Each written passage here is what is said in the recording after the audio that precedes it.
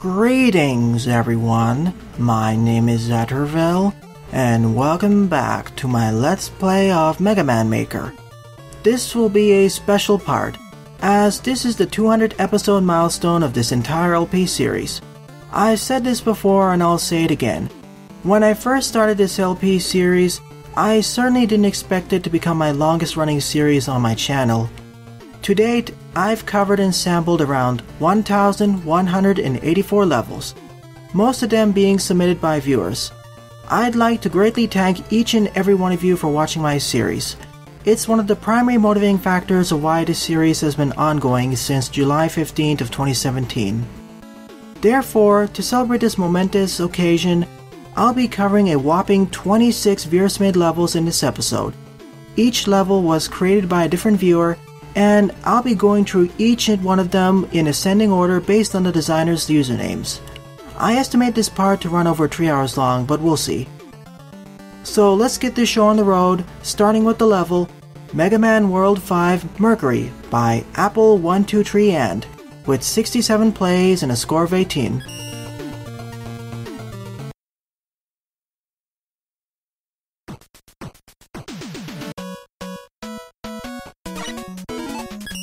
So this is probably going to be a recreation of that particular stage from Megaman World 5, aka Megaman 5 for the Game Boy.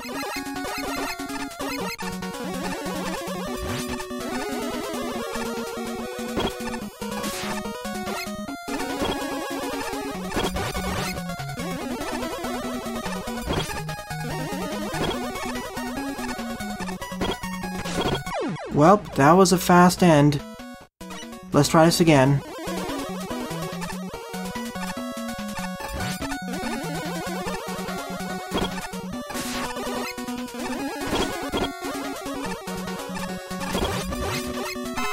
That's the annoying part of these flyboys.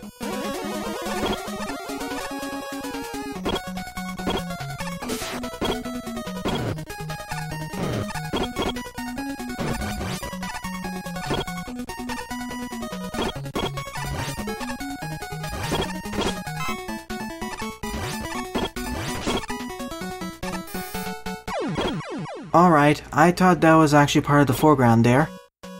But no, it was part of the background. I was too distracted with all those flyboys. The flyboys are a lot more dangerous than the original enemies in Mercury's original level.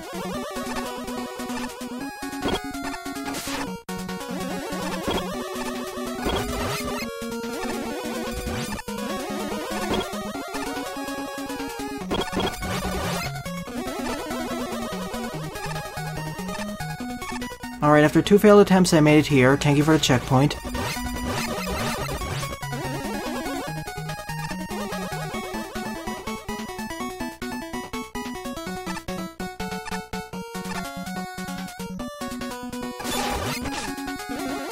Although, considering this is NES-styled Mega Man, we have more room to move around the place.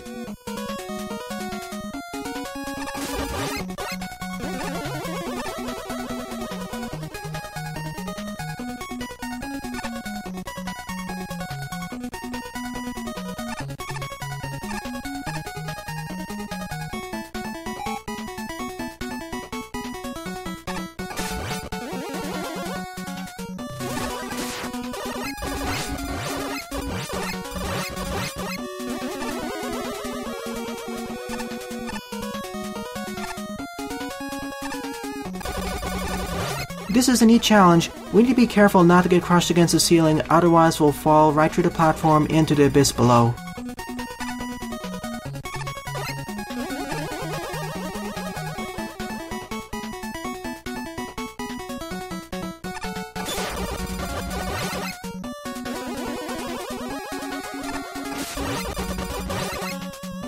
Another good checkpoint placement.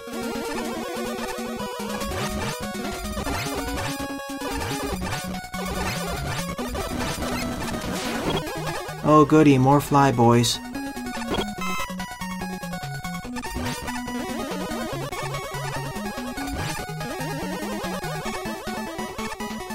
At least there's a checkpoint right after each flyboy segment. I remember this challenge for the E-Tank. Although it's a lot easier here because there's more spacing in between each spike wall. Whereas in the original there was less space in between each of the spike walls, so you have to be more careful when starting or sliding.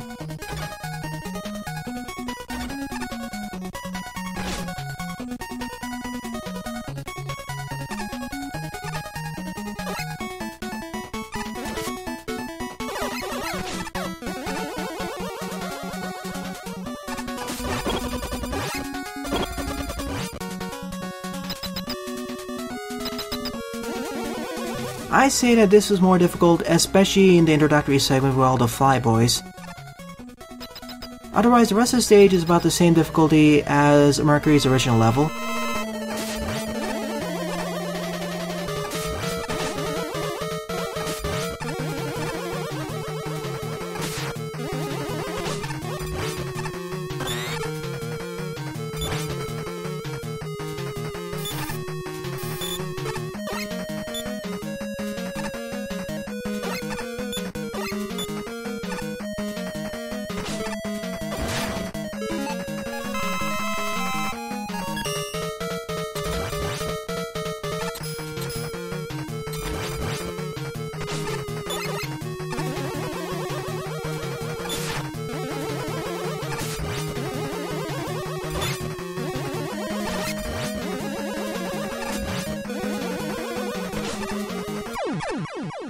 Overall, this was a neat recreation, although as I said, the introductory segment with all the flyboys could be a bit toned down. That was too difficult.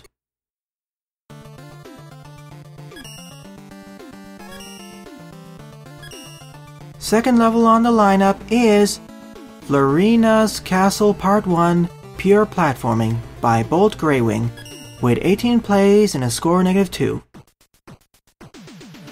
This stage will be at least 10 to 20 screens long. Only jumping and shooting, or rather only jumping.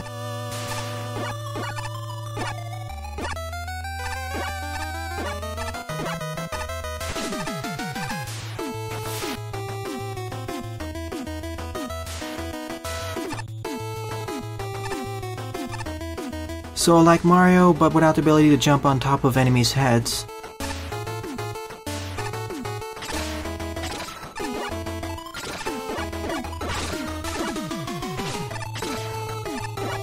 Damage boosting through this segment is still super effective, as most enemies don't deal enough contact damage. Thank you for the generous checkpoint placement. This stage isn't that hard yet.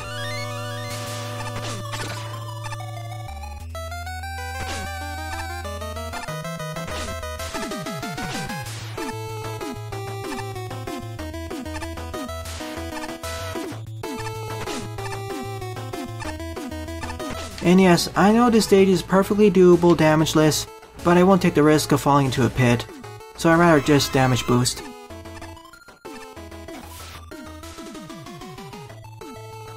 There's probably a Yoku block. Yep, there it is.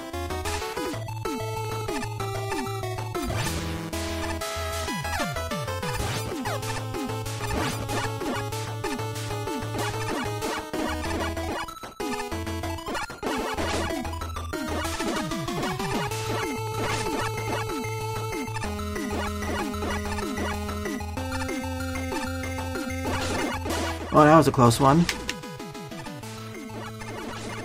That's it, that was the end of the stage.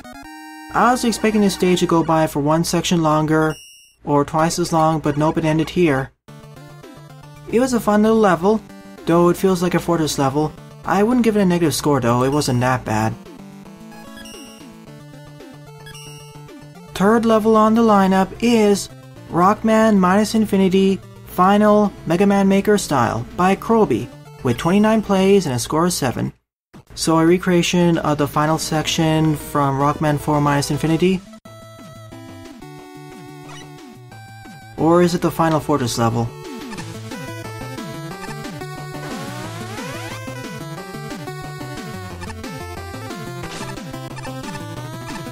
Oh, this is the escape sequence, that's what I meant by final.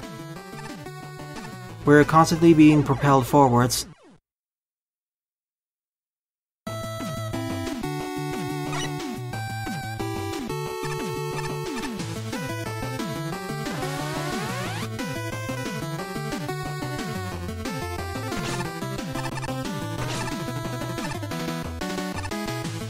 Well, this is gonna take a few attempts. Even in the original escape sequence, I died a lot of times.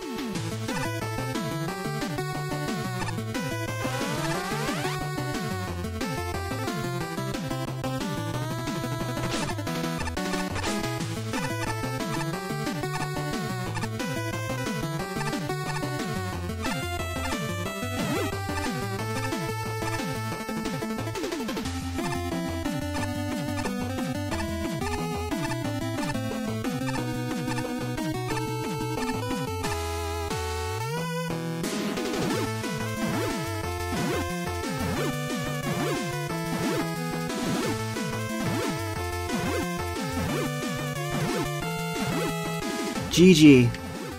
Thank you there, Croby. That was a fun little level. This was certainly easier than the original, with the exception that one slide there.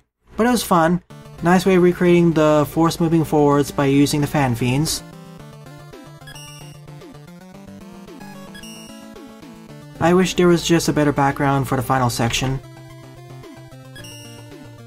Fourth level on the lineup is Wily's Unfinished Fortress by Crono MN, with 21 plays and a score of 2.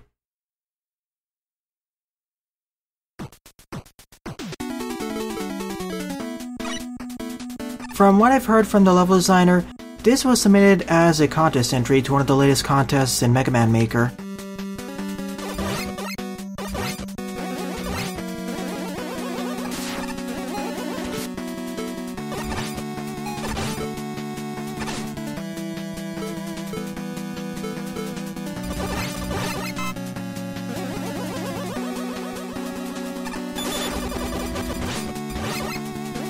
This looks rather suspicious.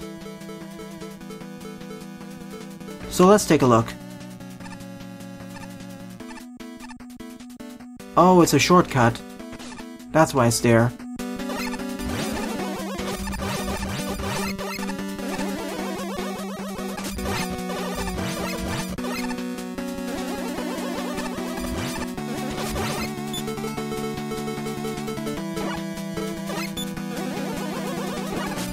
These blocks look like they can be breakable using the power adapter, but I don't have access to that yet.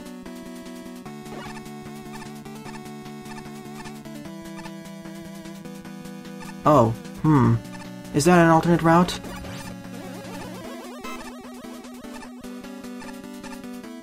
Let's see what's to the right first. Let me take a look at the left route first.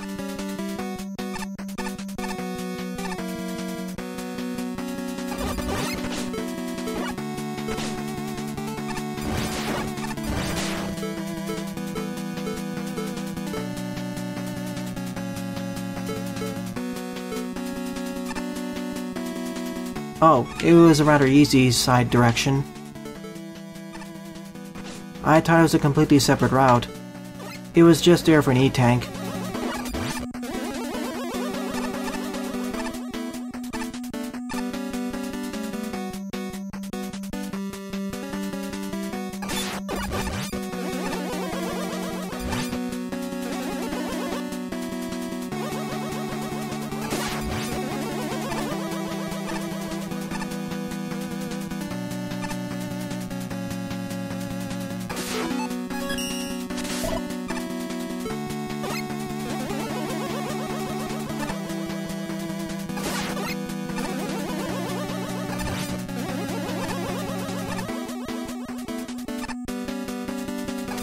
I'm mostly worried about those cone enemies. They do have a predictable pattern, but you need to pay attention to when they jump. The other reason is because I'm at so low health. And I haven't hit a checkpoint yet.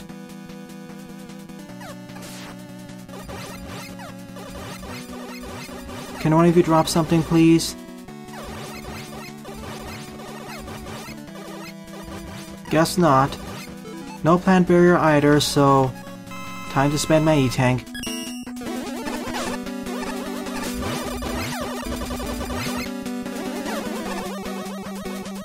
That is a neat setup though, and of course the checkpoint was right over here. Hopefully the end boss isn't too tough.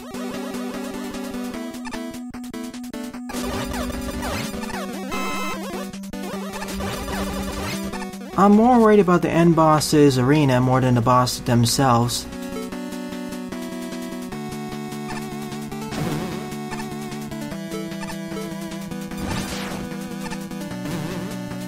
Wait, I see a hole in the wall up over there.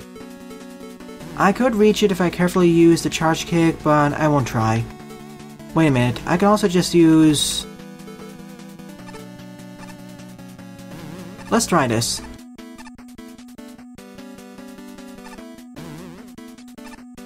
And fail because of positioning. Yeah, it doesn't go high enough. If only I had item tree.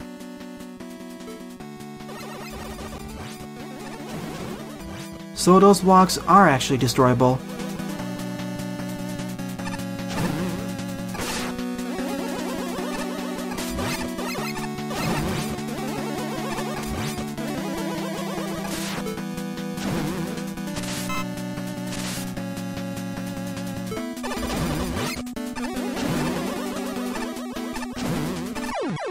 Well, that was all my fault. I should have waited there.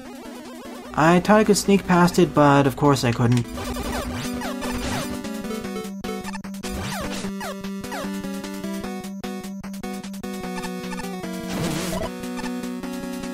Still, that was a good introduction to how the push blocks and punch blocks work. Not to mention the cracked blocks.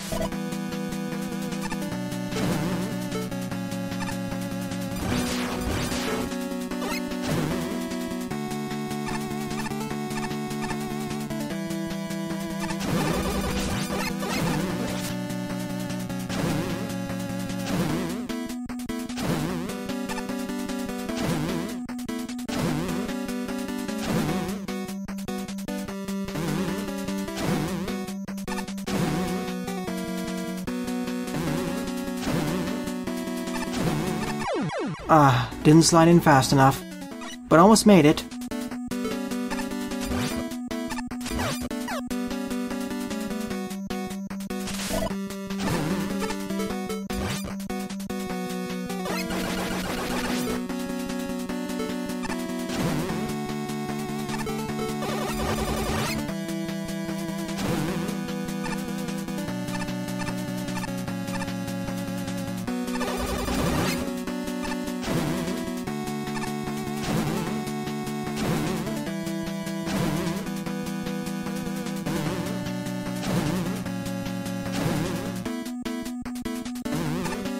I see the trick. Just need to flip it over and I'll be safe. Or that won't work at all. Rush to the right this time.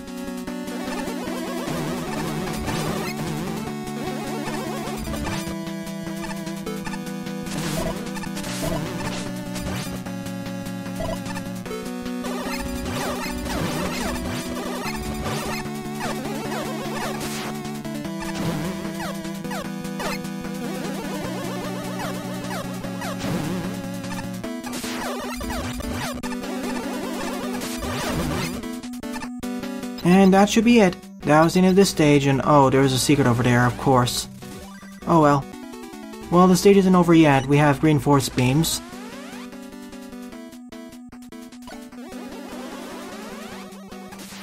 The part of the stage where I need to rush to the right and damage boost.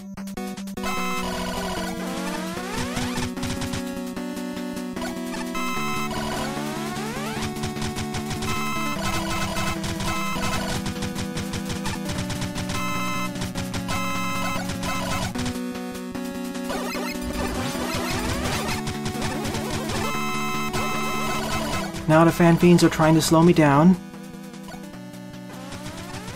Speed me up this time.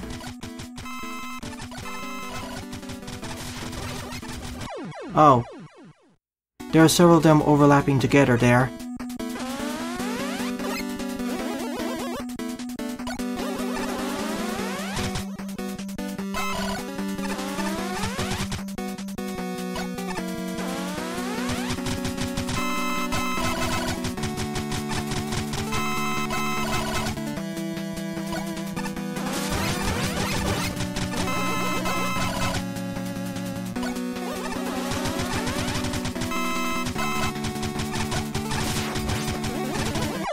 Oh, that's not actually where I need to go to next.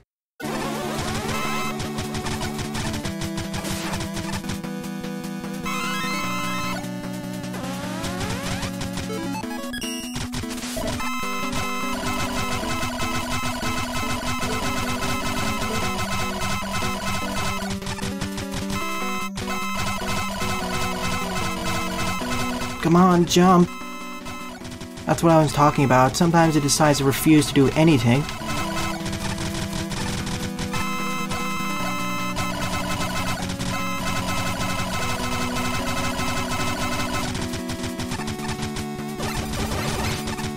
Ah, made it! After 5 failed attempts, and let's wait it out.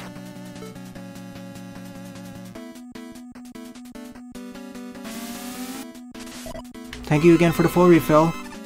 It took 4 or 5 failed attempts and I did it.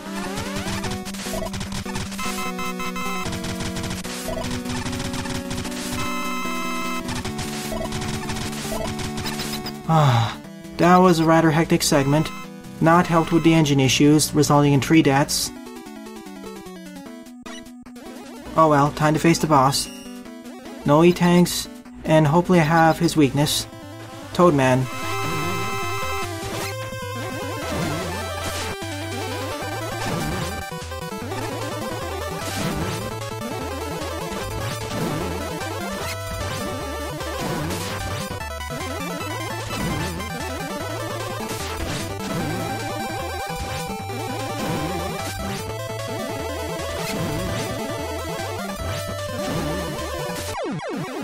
This is a fun boss fight, though it's really simple.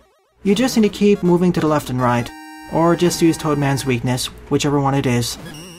Certainly the hardest level in the part so far, resulted in 5 deaths. But currently my favorite. Good work, Crono. 7 out of 10. 5th level on the lineup is Base Defeats Woodman by DrWahwe, with 21 plays and a score of 6. Of course, it's a base level. We're missing the super arrow in the arsenal though.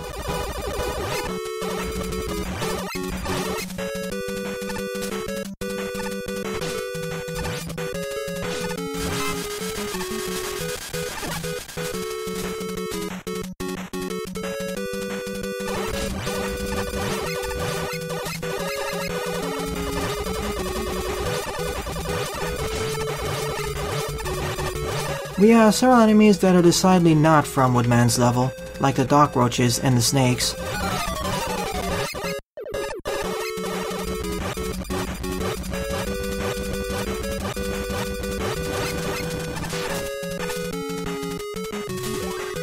Thank you for the checkpoint.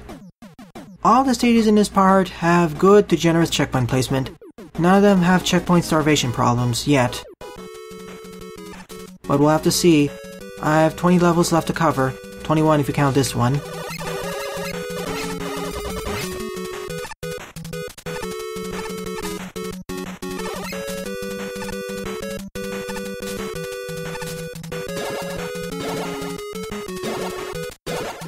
A secret.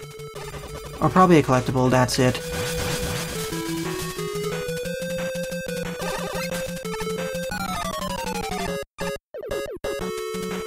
Of course I expected this to happen. Rockman platforms over spikes.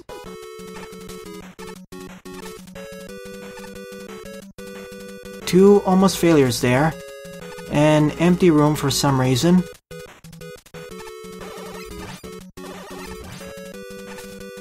Not sure why that was there. That could have gone really badly, because that was a blind jump. 2 Yashikis, thank you. Time to face Woodman. I wonder where the secret was, though.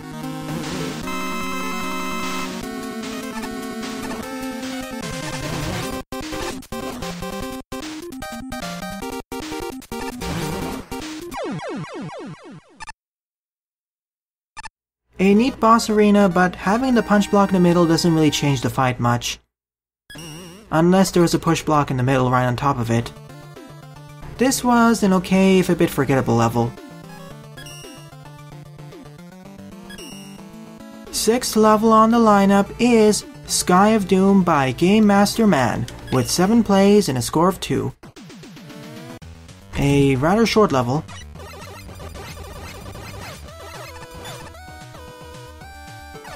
Only jumping and shooting, no sliding.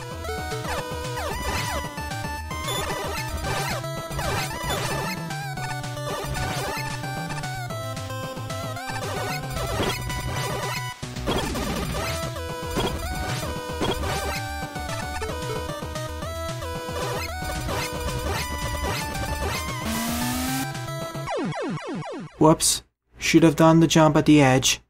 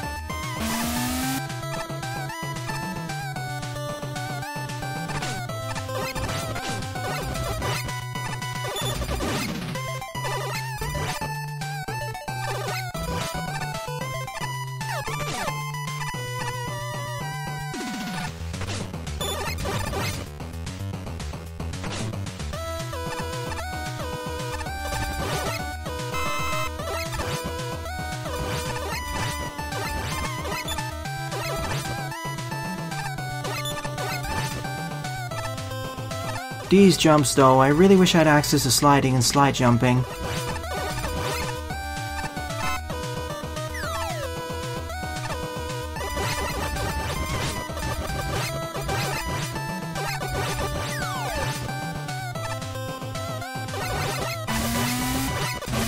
Alright, a room filled with enemies. I'll stay put here until all of them have been destroyed.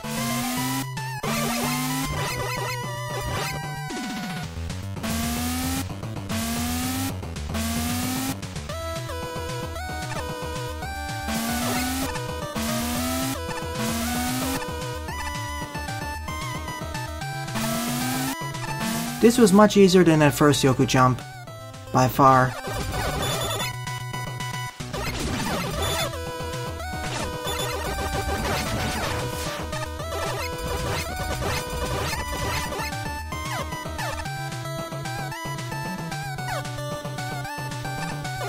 Can we have a checkpoint nearby, please? This would be a good placement.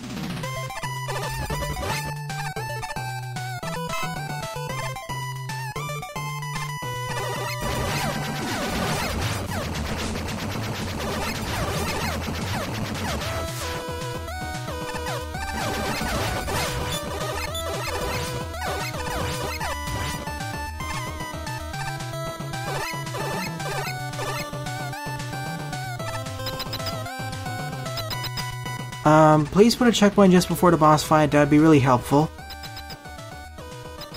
I don't want to face Nightman with this low health. Oh, this is bad. And I can't slide either.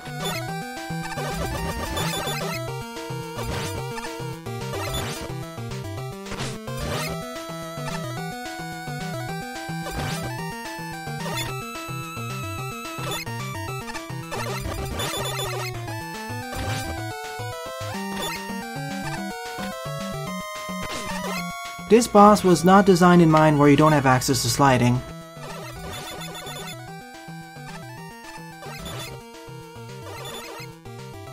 And I'm dead, of course. And there was no checkpoint at the end. That's a really big minus, unfortunately. Every stage, especially in a Mega Man design, should have a checkpoint just before the boss fight. Alright, I'm back over here. Let's face Nightman again. Otherwise, this was a rather forgettable level. Just several rooms filled with enemies. No life and weapon refills either. No checkpoints, even. That's my main gripe with the stage. If I was facing a boss from Mega Man 1 or Mega Man 2, I'd be fine without having access to the sliding, as those were designed to be beatable without the slide.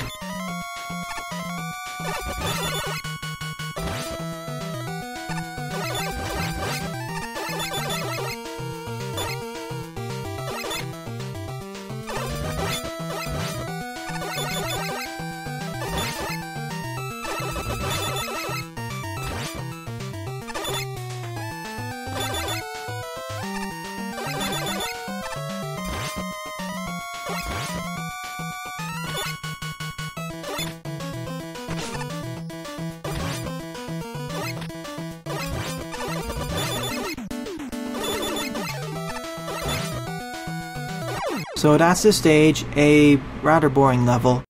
7th level on the lineup is Wily's Luftfestung 1 by Heavy Elite, with 9 plays and a score of 0.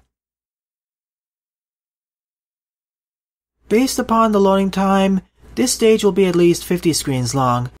Once again, I wish that in opening crawl, it showed how long the stage is in terms of screen count. It may not be accurate for stages with a lot of alternate pathways and or exploration, but at least be accurate for over 90% of the levels submitted to the Megaman Maker servers, as those tend to be traditional or fortress levels, or regular special weapon oriented stages. We started with a Gemini Laser, Danger Wrap, and Power Adapter. The Gemini Laser is pretty powerful, so we're in safe hands currently. Ice Physics. Gotta be careful here.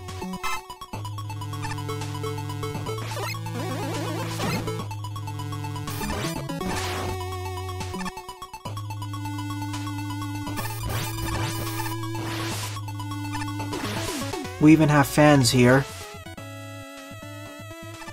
I can only imagine how difficult the fan segment at the end of the stage is going to be.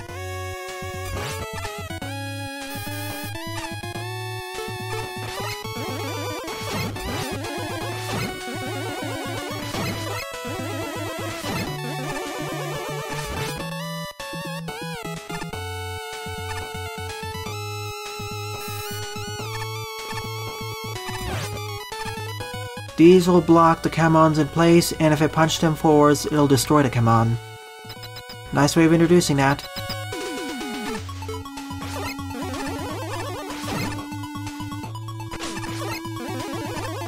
Same with the Gachapons, as long as I can crush them against the wall.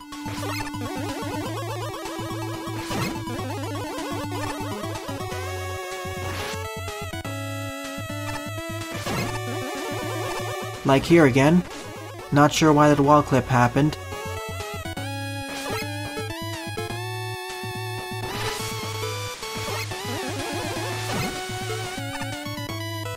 Thank you for the checkpoint.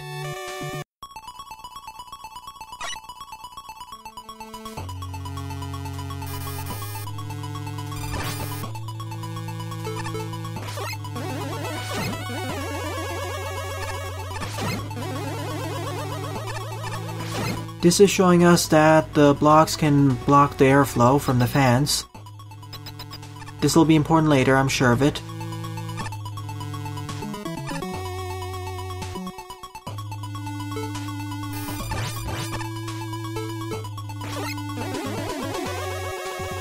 This is introducing us to the fact that the crack blocks can be destroyed with the power adapter punches, the charge punches that is, and sometimes they can contain goodies.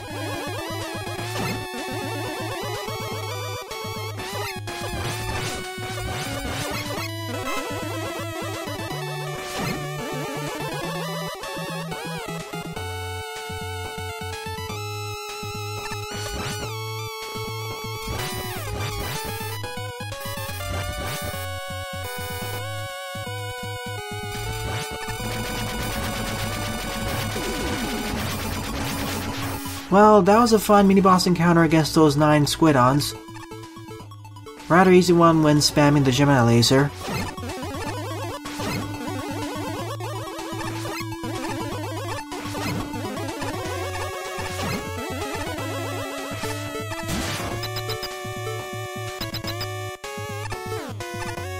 Guess I go down from here then. We're still not in Wily's airship yet. Or rather, Wily's air fortress. We're still in ground level.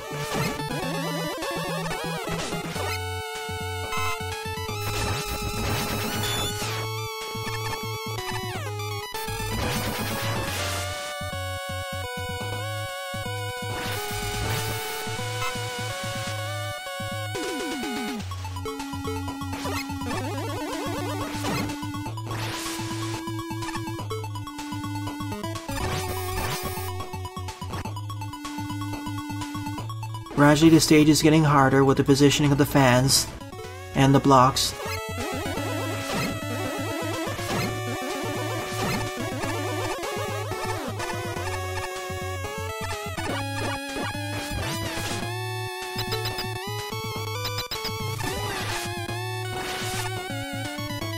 I think we're on the air fortress proper now.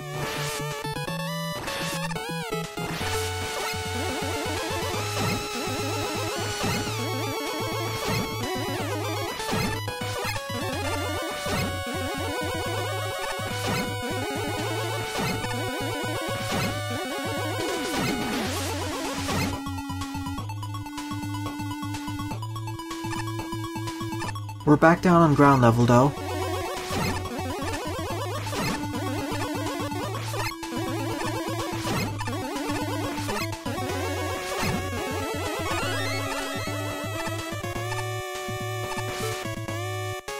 No enemies. That's strange. I'd expect there to be some up and down attackers here, but nope.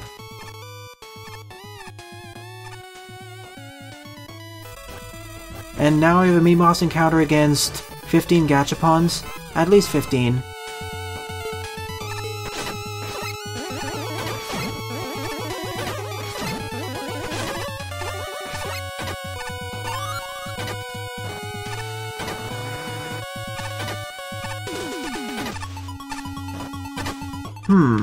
I guess I backtrack now.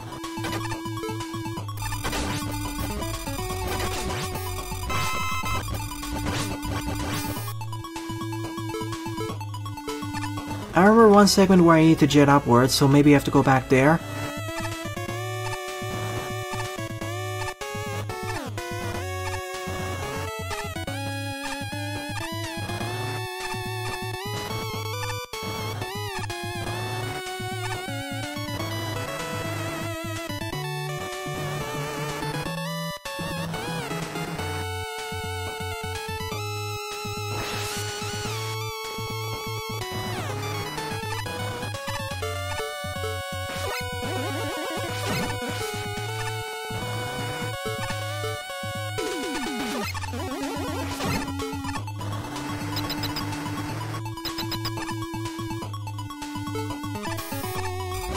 Now we're officially in the air fortress. And fall back down over here. Silly me.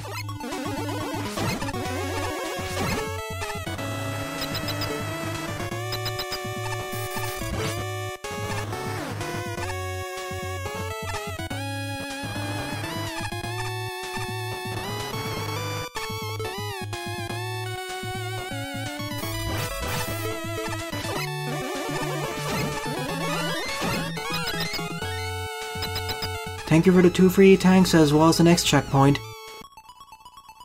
Not sure why I need 2 free tanks, the stage isn't that difficult.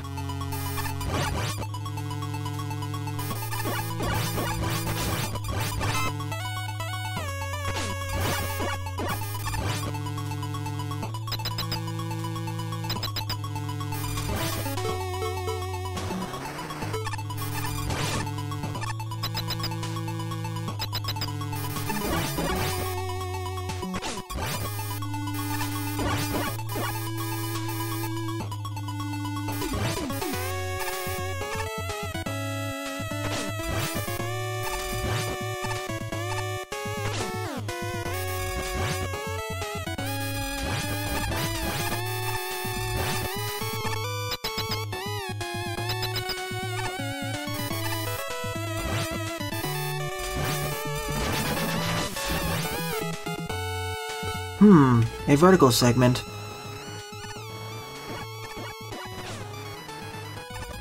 I do like how we're looping through this air fortress, starting from the lower levels and snaking our way through to reach the upper levels.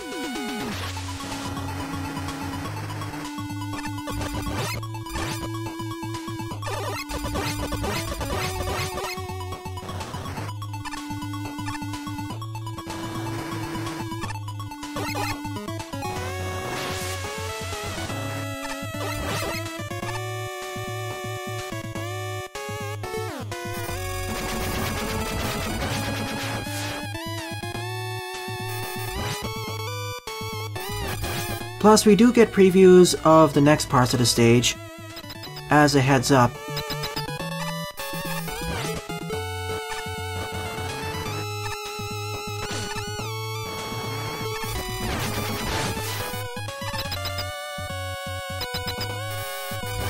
The checkpoint placement, though, is a bit farther spaced than what I'd like. At least for me. To be fair, the stage isn't that difficult.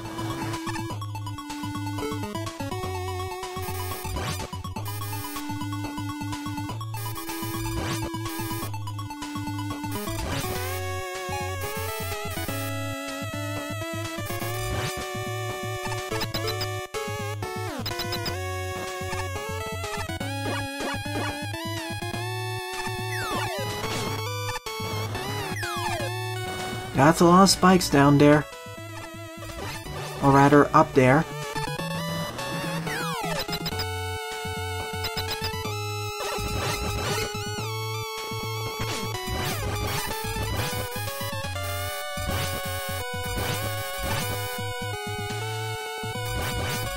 This stage has a lot of snaking around, more than what I expected it to be. In some ways, this feels like two fortress stages combined together. The first half of the stage dealing with the ground level, the second half dealing with the air fortress itself.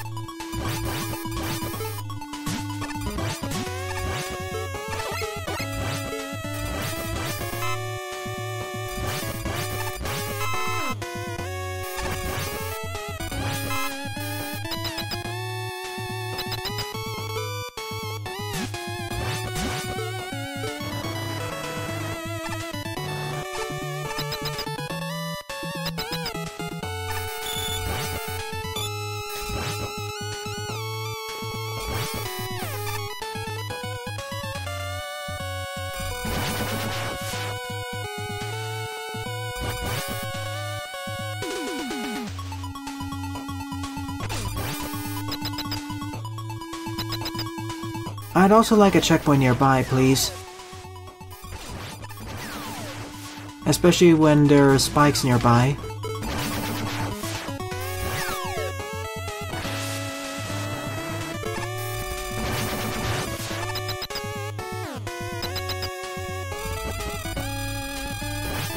A line of all these rollers. I forget what they're actually called. Curlingers, that's what they're called.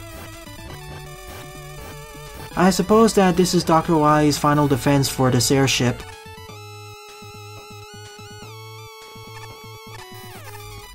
You know, the pre-screen, if it didn't have any enemies, would be a perfect place for a checkpoint. Because we're going too far between checkpoints. To the realm of checkpoint starvation, I'd say.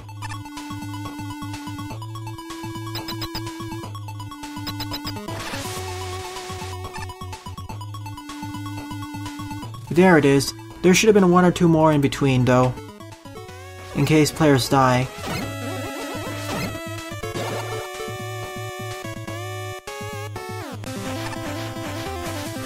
Alright, we finally faced Shade Man. That's the end of this longer level.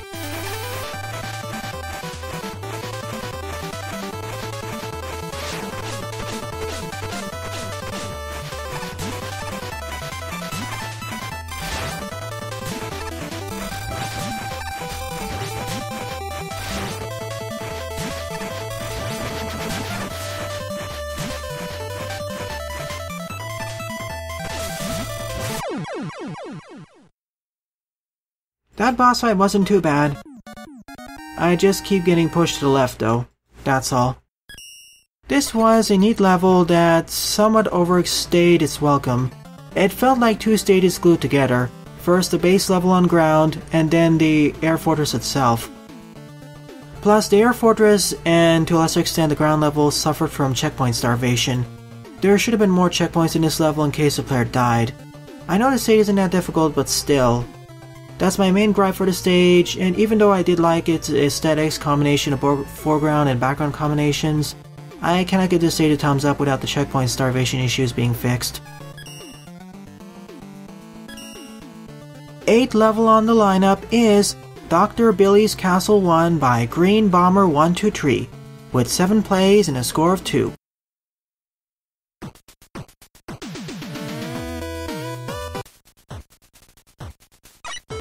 Starting out with a full arsenal of special weapons.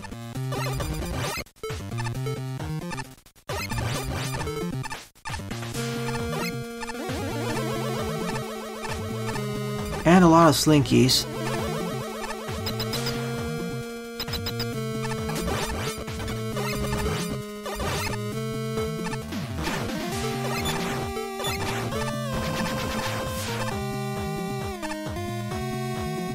liking the background and foreground combination here.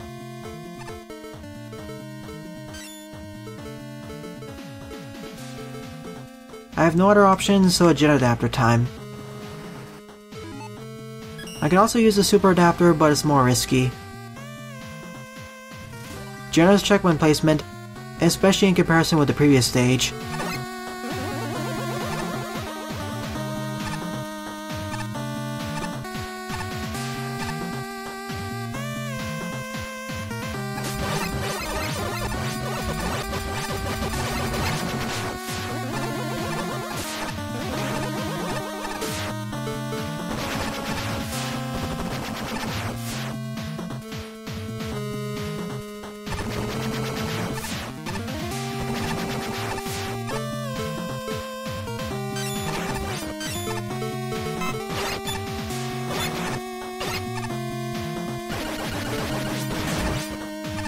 Interesting how those cyber gabules are immune against the crash bomb and its explosives, but it's not immune against the power stone as well as the explosion of the drill bomb.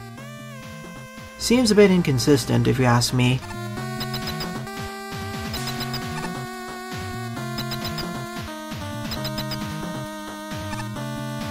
I was expecting a boss fight at the end, especially with the corridor. That was rather anticlimactic. Probably should put some boss over there. Or at least a mini-boss.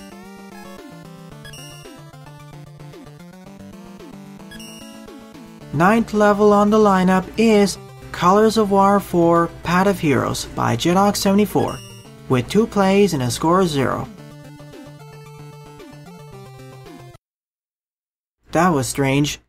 The music kept playing on even though I started the level.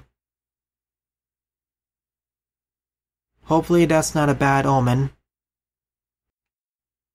This stage is also going to be at least 40 to 50 screens long. Hopefully it doesn't suffer from checkpoint starvation like Wily's Luftfestung, or however you pronounce it.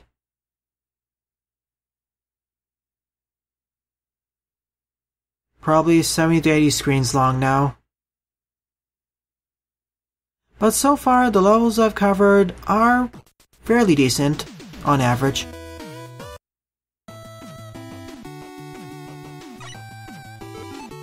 Starting out with the blue corridor, or blue section, 3 tanks and an M-tank, as well as a magnet beam and super arrow. So here's the challenge. For every section, I'll only use special weapons that match that color section. So in this case, the Gemini Laser, Ice Slasher, and Crystal Eye.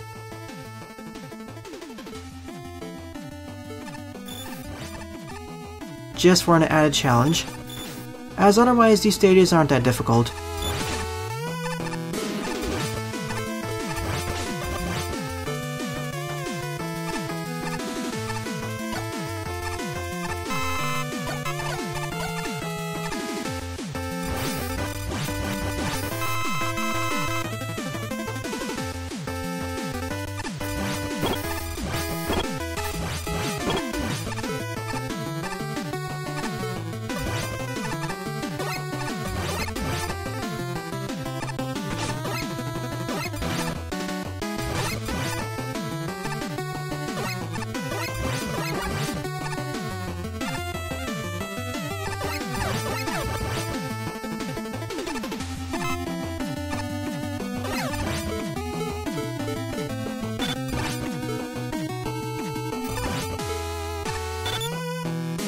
The micro-stuttering isn't helping matters either.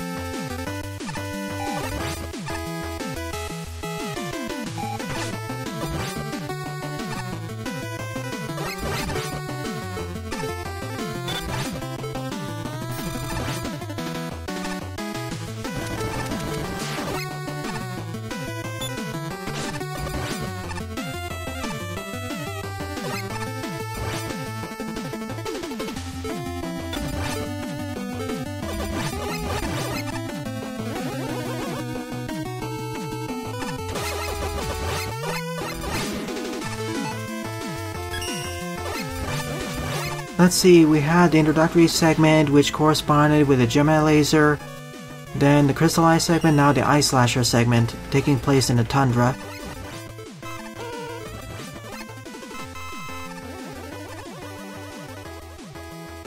Would like a weapon refiller though, I'm running really low.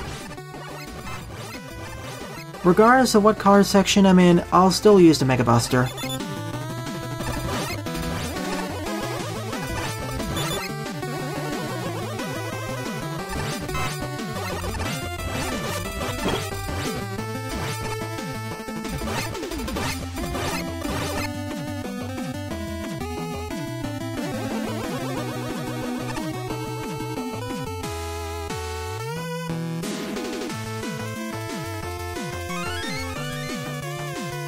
Now we're in the red/orange segment, and because of that we swap over to Protoman. So I gained access to the Atomic Fire,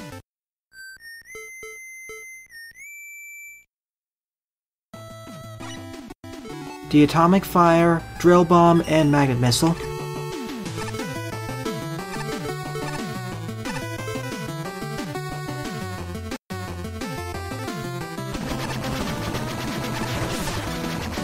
So of course we have a hallway with really durable enemies.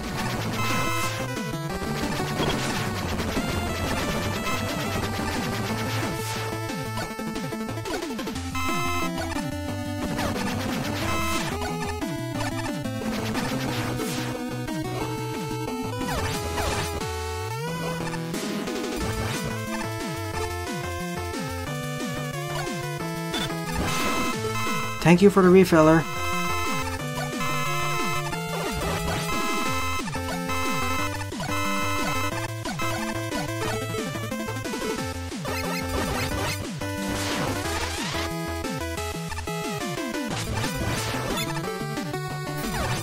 Wait, how did it pass by his shield?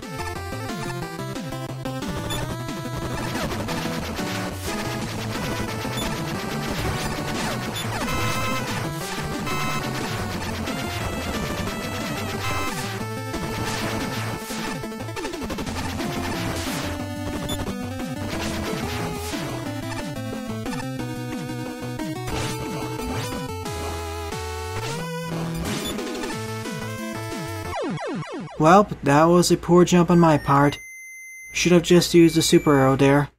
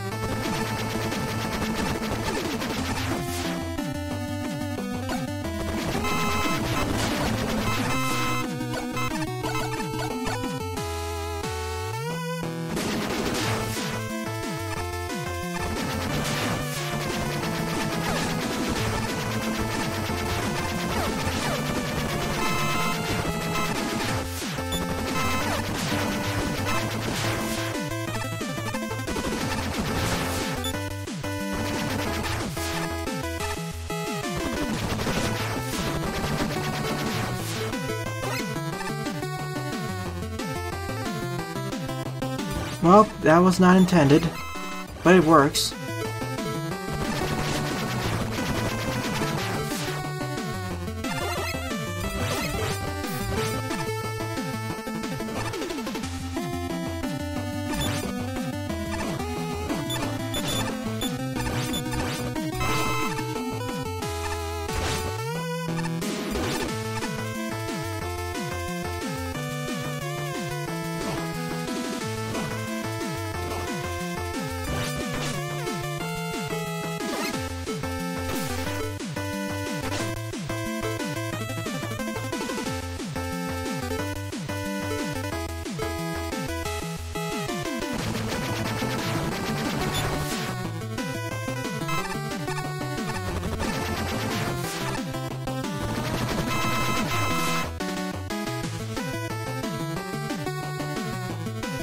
Just like with the previous Colors of War stages, There will probably be 3 different colored segments, then a final segment combining usage of all the 3 different colored segments, then the boss fight. Purple time.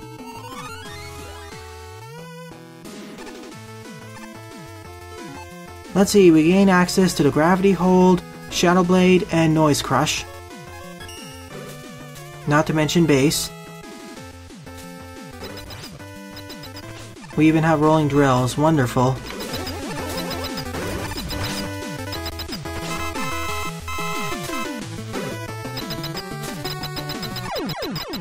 Guess I go down then.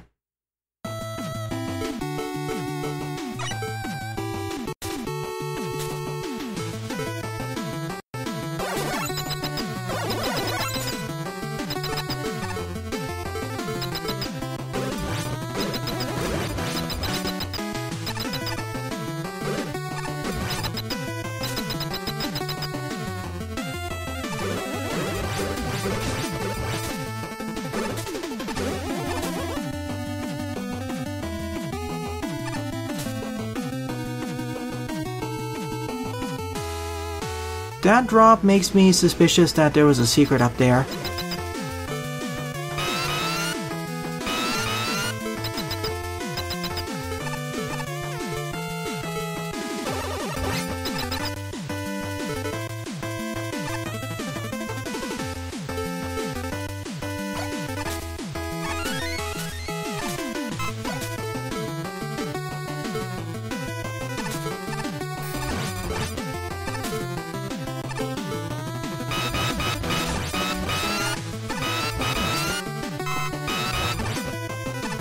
This color combination is a bit annoying on the eyes.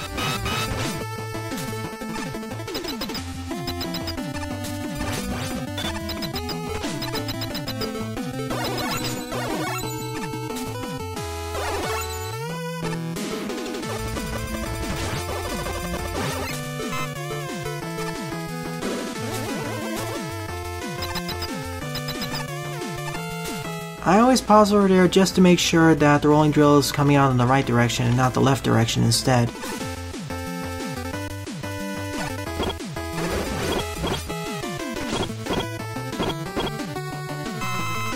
That was a close one. I almost died because of an engine issue.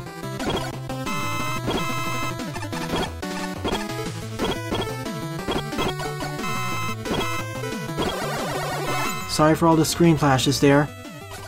I was hoping that there would be a secret key here, but there isn't one.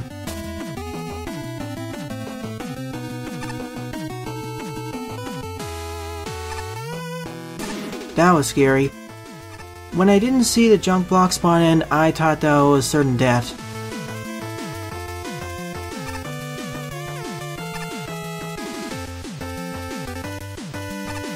So the segment in the stage where you should not shoot. Instead, just damage boost. Whoa, what's going on there? Is this intended? Nope. And clipping through the block time. Thank you, game.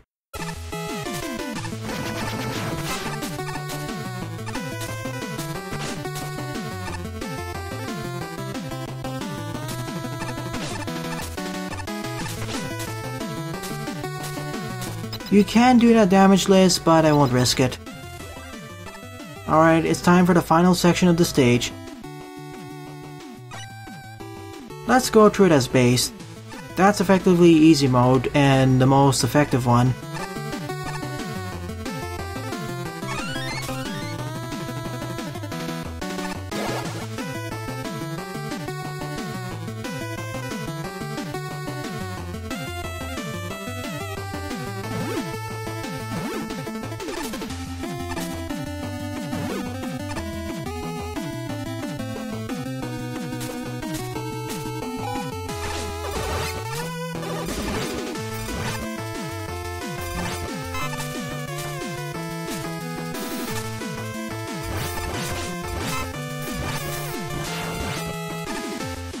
Where are the fan fiends? I expect them to pull me into the spikes.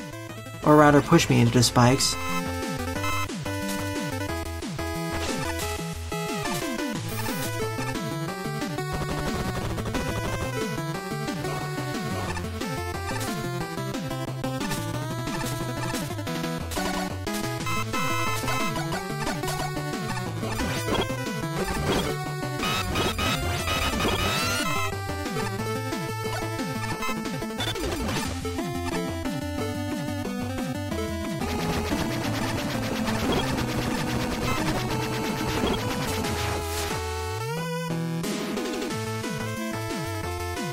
Thank you for the next checkpoint. There is always a checkpoint at the beginning of every section.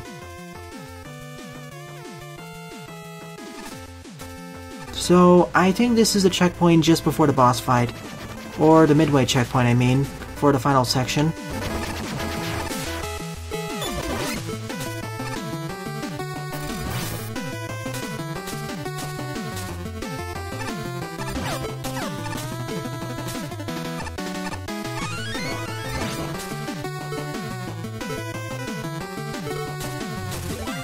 I think this is it though, judging by the corridor.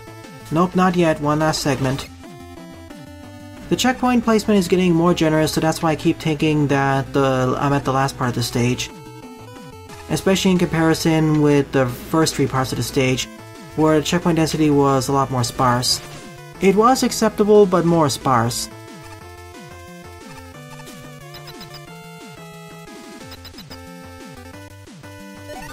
Final choice.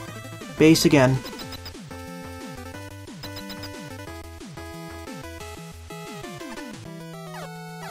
Charge Man, and 3 cohorts.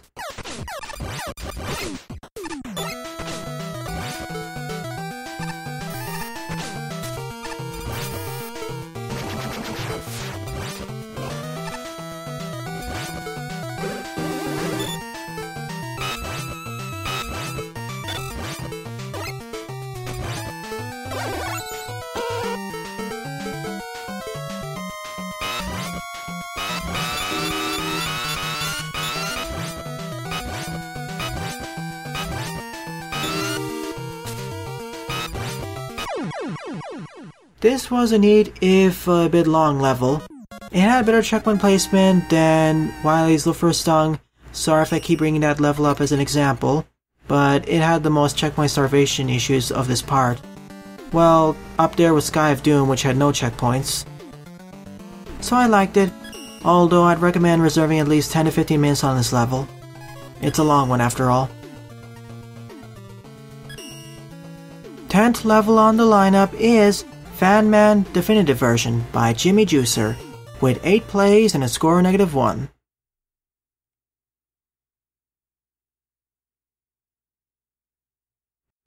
Another level that's probably 40 screens long. Okay, 30 to 40, thank you. Knew there's gonna be a secret to the left. Proto Man. He takes double damage, but he can use charge shots, so let's go for it.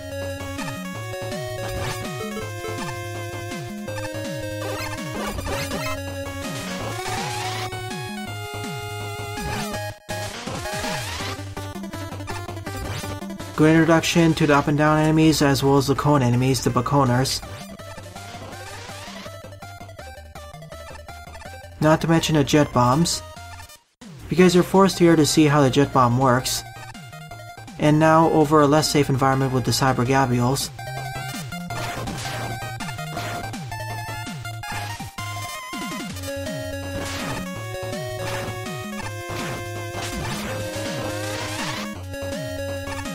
Now over a bottomless pit. It's a nice escalation of challenges.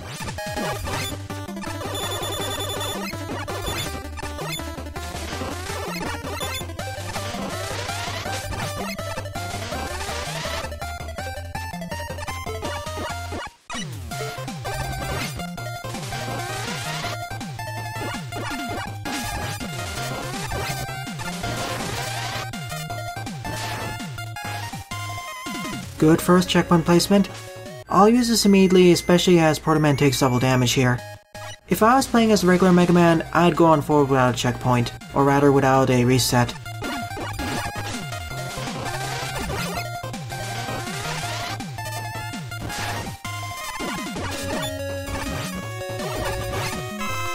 First introduction of fans, and probably the reason why this stage got a negative score.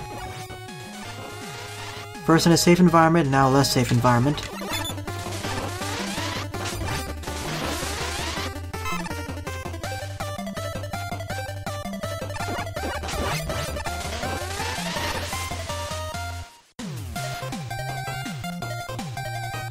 Same with the introduction of the Yafus, pushing you to the left and right and switching between the two. Would have preferred if they were introduced when there was no holes in the ground. But this works, it's not too dangerous. Yet not too safe.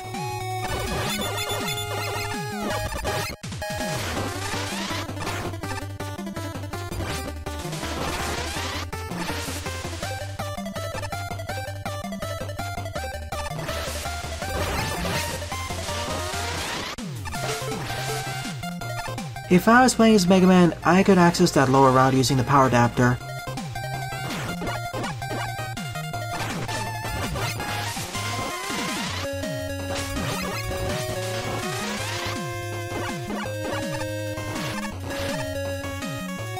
This is showing us that we cannot jump upwards with the fan pointed downwards.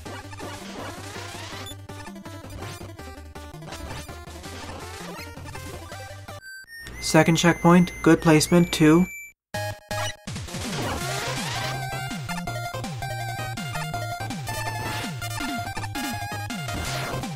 Now combining use of the tree gimmicks, the jet bombs, the fans, as well as the Yafus. That was all my fault though.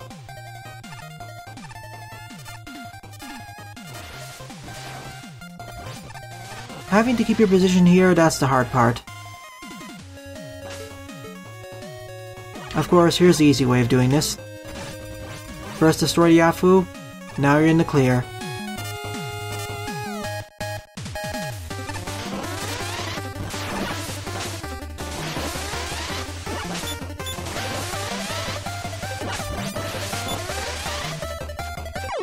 Almost made it.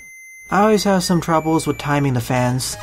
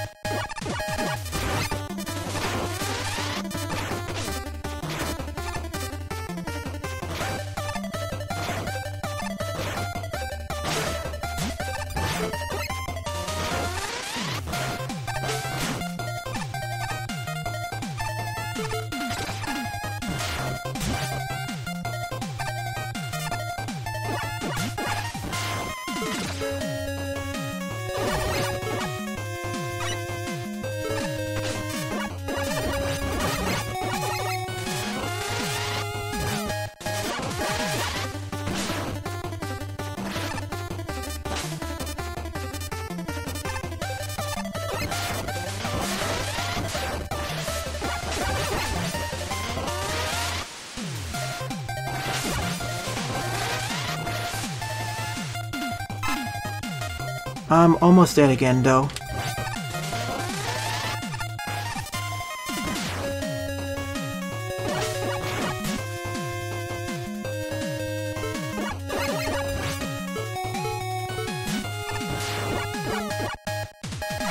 Not risking it, taking the safe route. That was a neat level. I was totally expecting that the fan gimmicks would get a lot more crazy combined with the jet bombs, like there being a long segment with over a bombless pit, but there wasn't one, so I'm thankful for that, Jimmy Juicer. But that's probably why the stage got a negative score, because of the fan usage. They can be a bit divisive, I've noticed. Snazzy intro for Shademan.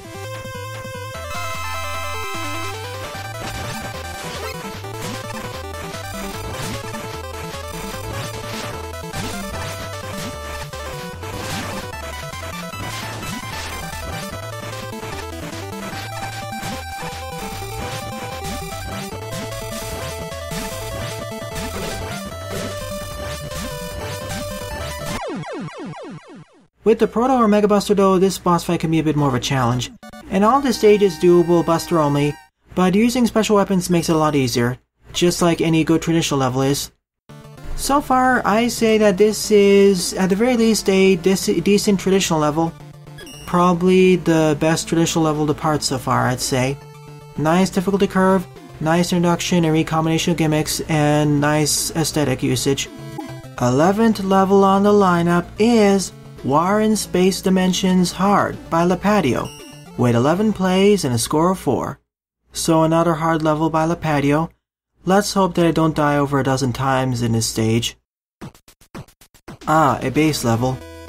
I'll also be editing down the loading time in post, as it took over 20 seconds to load up this stage. We do have infinite usage of the treble boost though, so that'll be helpful. I suppose this spark platform elevator is taking us into space.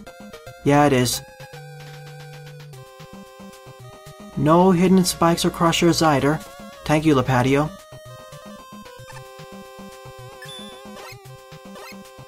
Guess we have a side-scrolling segment. A shmup segment. Though with a lot more control here in comparison with the RushJet shmup segments.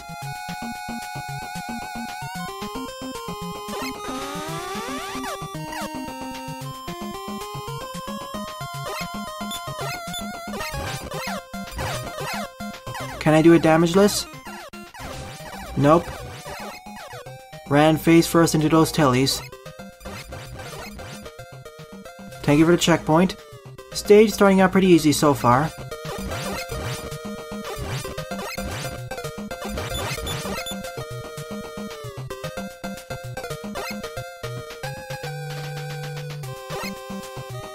Two choices. Let's take the left teleporter first, the one without the spikes on top.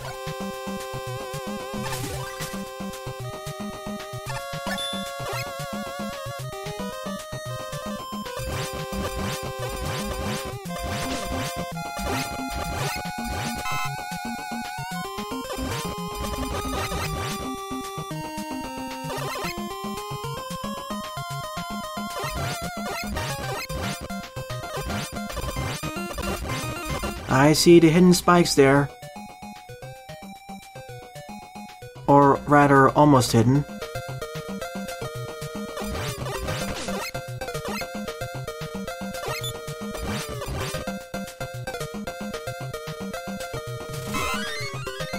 First half of section 1. At least I think it's first half.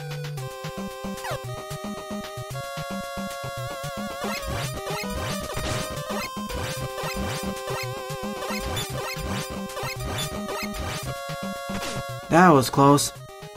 The inertia almost took me into the spikes. Now onto the second teleporter.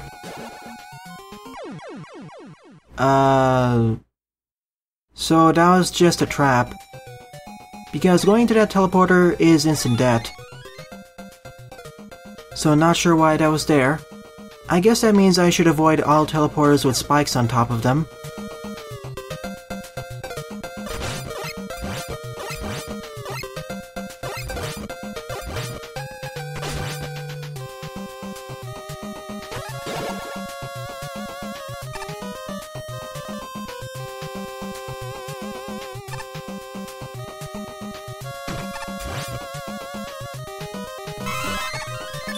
Checkpoint density of this stage is pretty high though. Red force beams, running face first into those red force beams as well.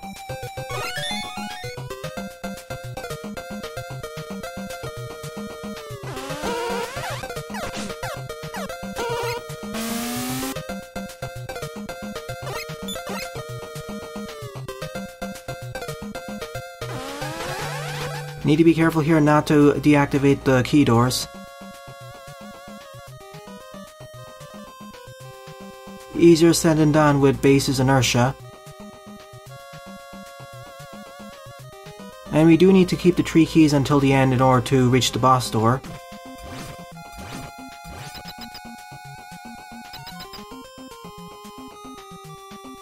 That was a neat little challenge. Once again, avoid the spikes.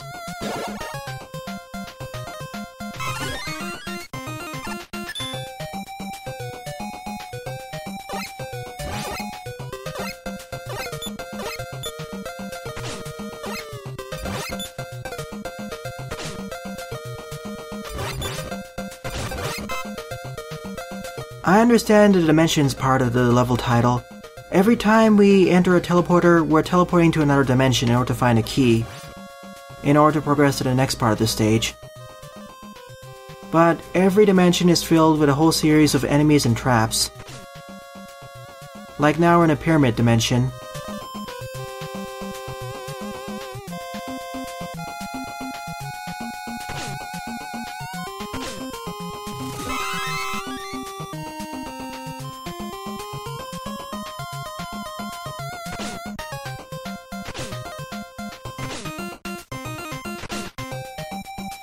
Seriously, it seems damage boosting is the way to go, because you don't have any knockback while in base's treble boost form.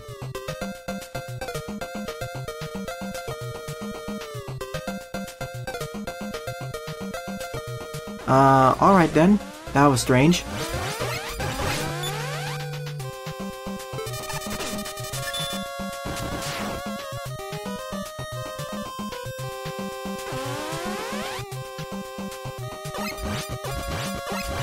But now we have a problem. I'm at very low health. At least we got the key. That's Dimension 2 done. Also, thank you for putting a full life refill at every checkpoint, so we don't need to do a soft reset or quick reset.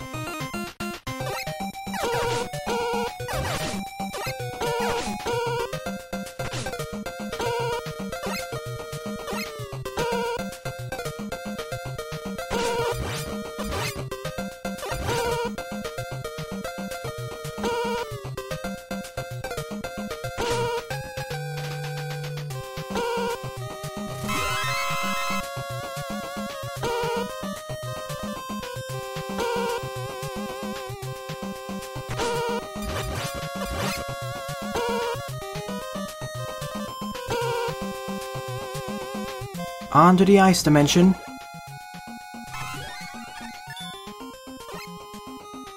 I just wonder if there are any secrets that I'm missing. Like, let me see if there's anything in that teleporter. Just that. I'm still curious why those are included in the stage. There's no reason to suicide in this stage.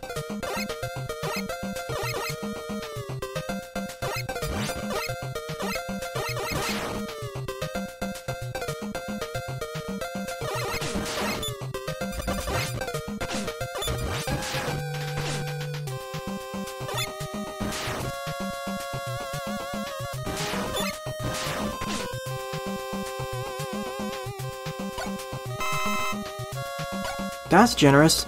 All of the other sections didn't put life refills in the middle. At least this early. Oh goody, magflies, no wonder.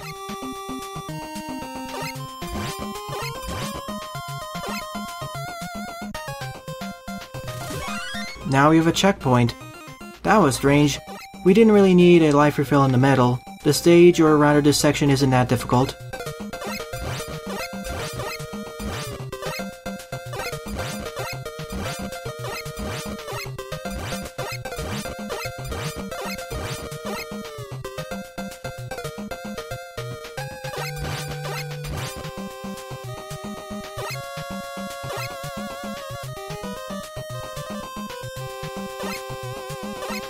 One wrong move and I'm dead, like here. So I need to aim my upper diagonal shot carefully.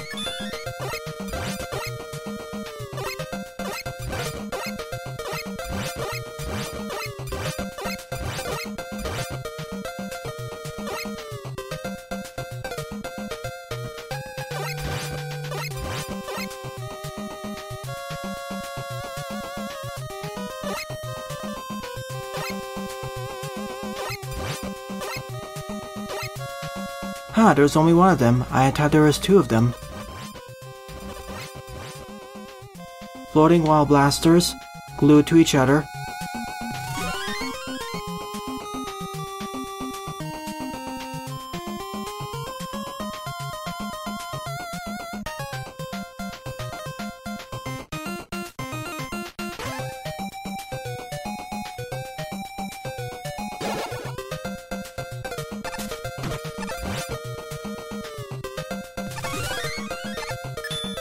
D-A-R-K-H-O-L-E, Dark Hole. Let me guess what these do. Instant death. They take me into a black hole, basically.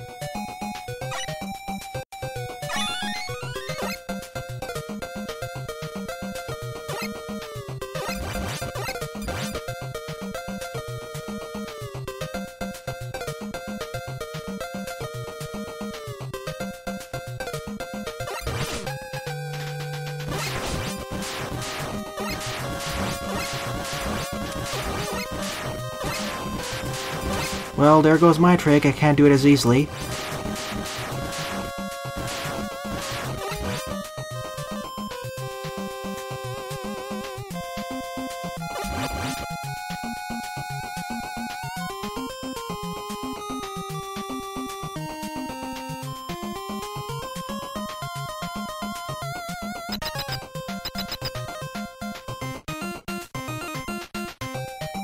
Huh, wasn't too bad. So many keys here, but I don't want to deactivate any of these key doors. Otherwise, I'm dead.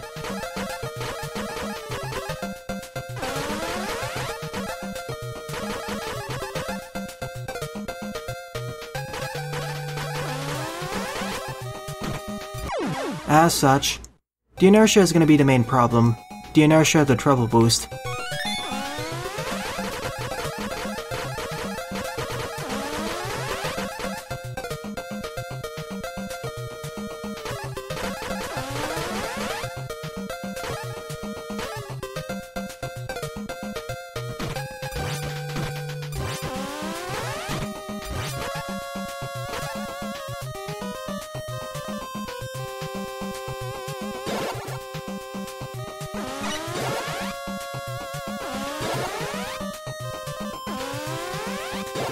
This is going to be a slight problem.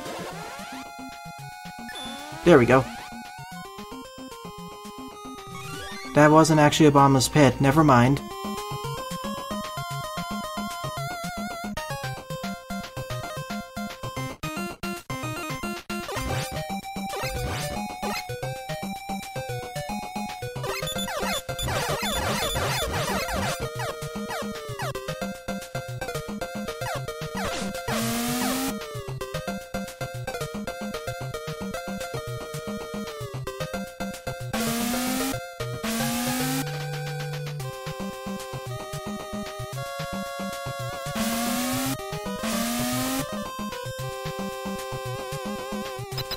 Just scouting out for any secrets. I suppose this is it. It is. We fight Ringman here.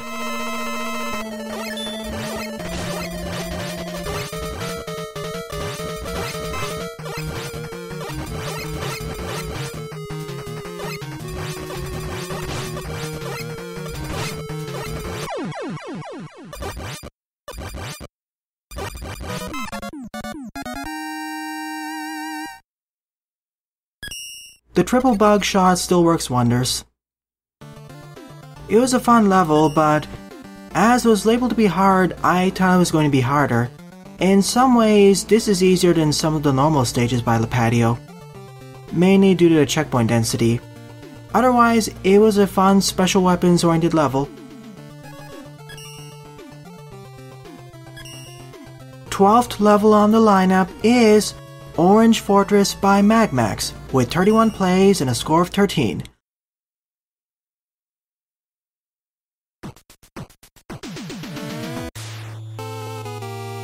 But first we start out in a purple fortress.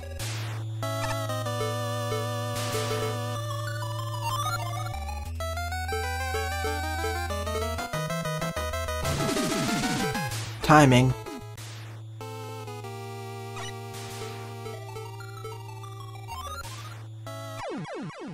That was bad timing.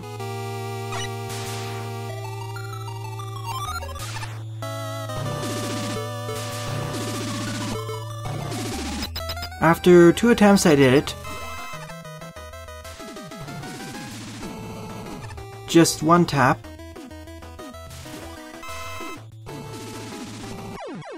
Almost made it.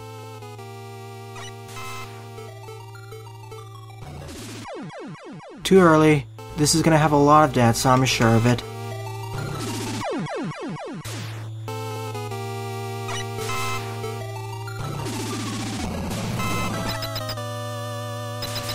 At least the checkpoint density here is very abundant. Better be quick on your feet there so you don't get insta-gipped against the wall.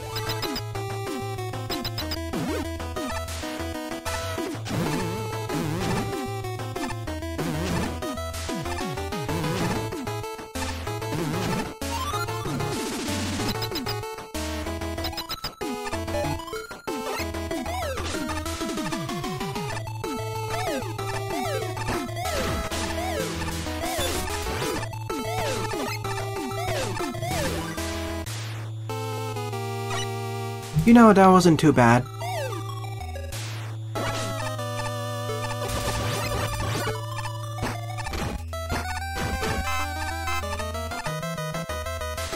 At least we're now in the actual orange fortress.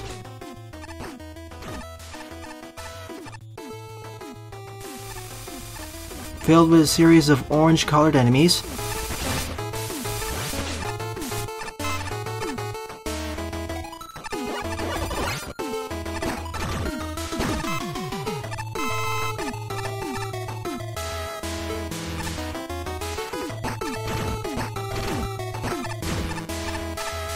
The brick drop seems to be the most effective weapon against them.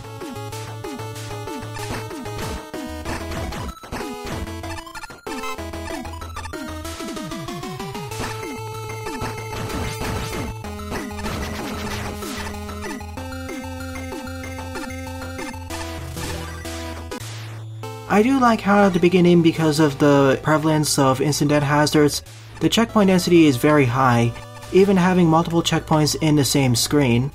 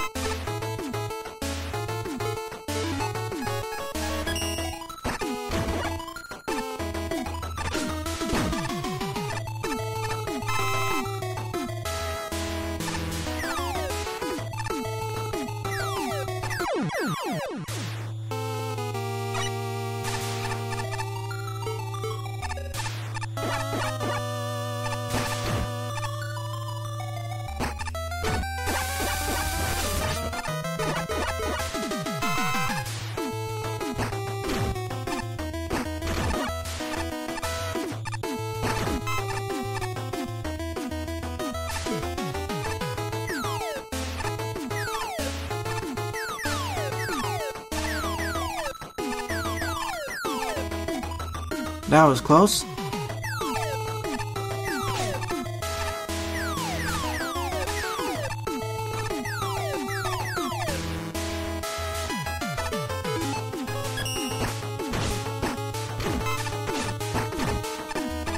On to base with the turbo boost. And a checkpoint. Thank you for the cheering motion down there.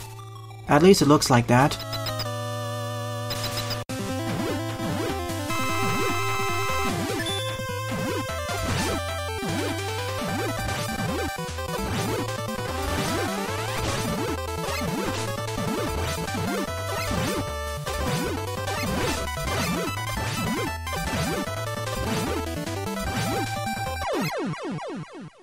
Once again, that glitch works out wonders for me. Outside the start of the stage, this stage was okay. Though I say the difficulty curve was somewhat reversed, as the hardest part of the stage was at the beginning, and the easiest parts were near the end. 13th level of the lineup is Bunker of Challenge Part 3 by Cynical, AI, and Mabrick, with 8 plays and a score of -1. So the third and final level in the mini-series of Bunker of Challenge levels, which I adore, basically.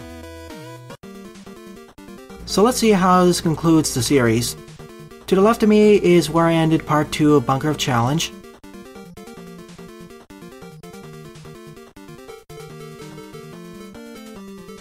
starting with the same loadout as in Part 2.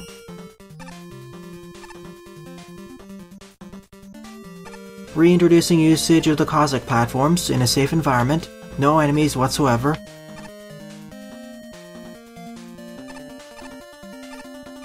Gradually getting tougher. Now we have the first enemies, simple Metars. Next up are Batons.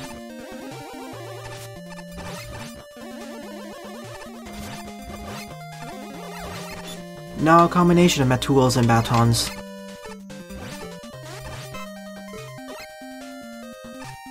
Next we're introducing the fire bars by themselves. Now with Metools.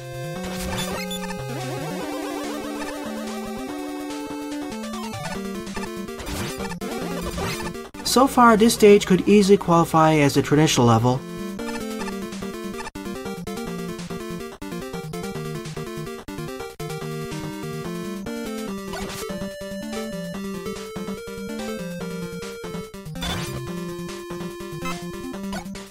Do I want the ability to freeze time or walk on spikes?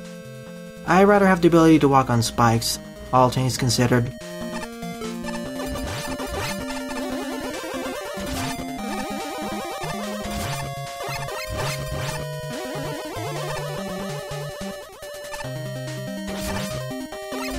That looks suspicious.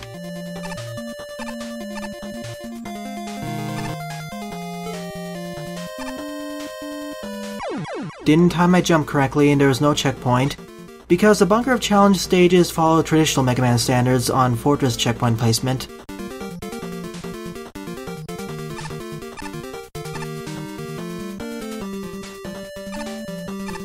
It's only about a minute and a half walk back.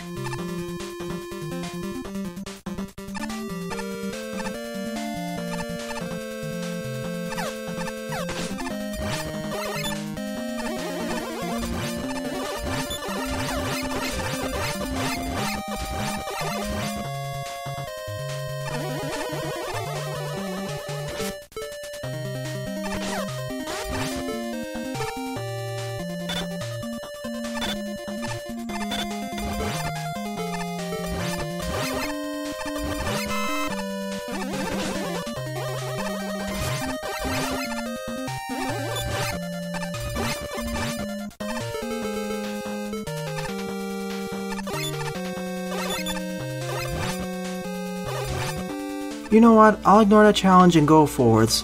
It's probably for some extra collectibles like an E or M tank.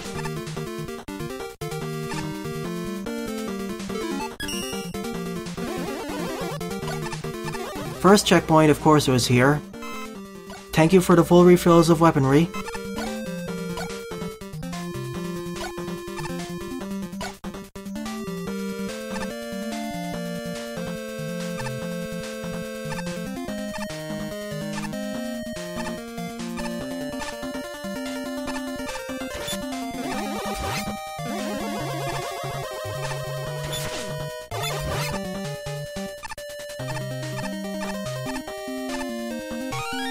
I'll take that, thank you very much.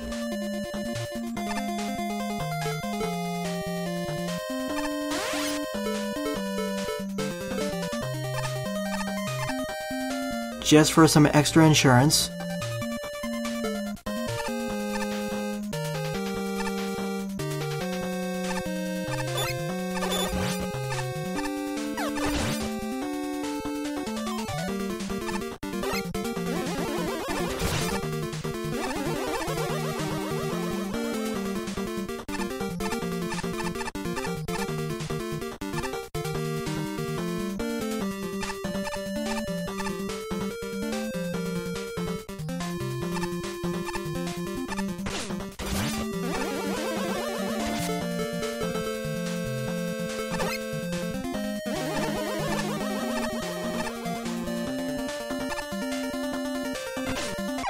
Well, I expected that to happen, I was too slow. I was hoping my first slide jump would work, but of course the input was eaten up.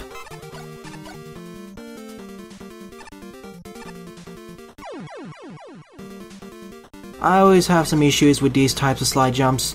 Not so much in Magmal 2, but in this engine specifically.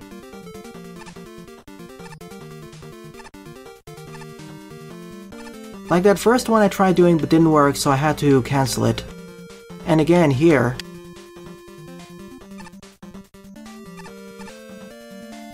See, I don't understand why that doesn't work. Sometimes, that is. Again here. And now it decided to work, so I died. Engine issues. That's why I'll use Skullbearer more heavily here.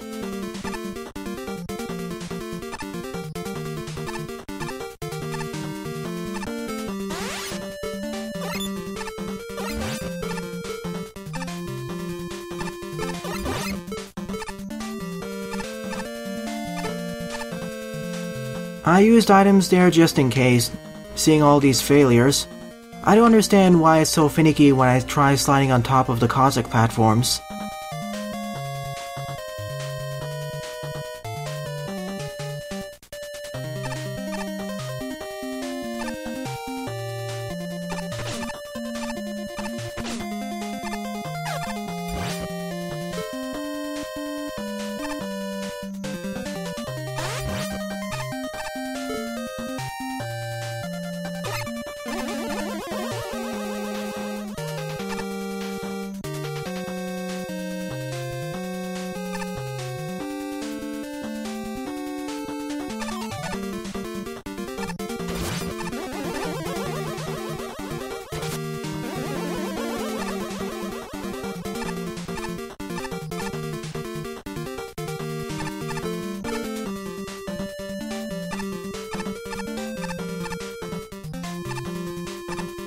There we go, we're back over here after 2 or 3 failures.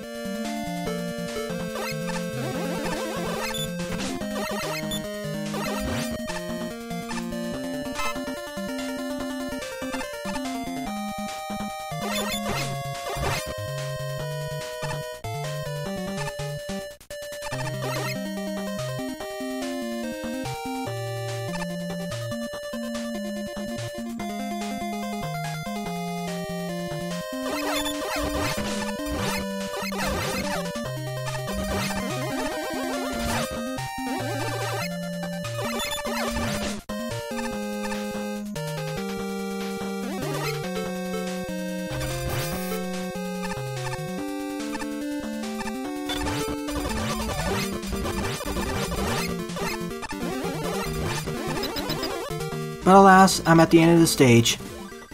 Quick reset and time to face the boss. Outside those frustrations with that part of the stage, this was a fun level. Nice challenge progression, and in fact, I could easily consider this to be a traditional level.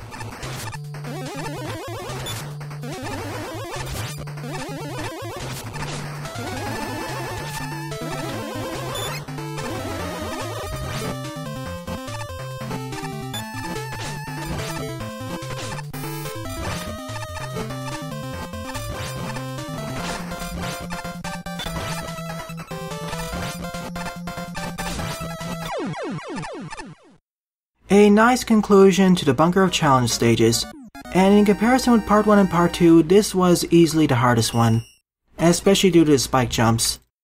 So great work, Mabrick. You deserve it. 14th level of the lineup is Space Station Assault by NightCurseX, with 12 plays and a score of 3.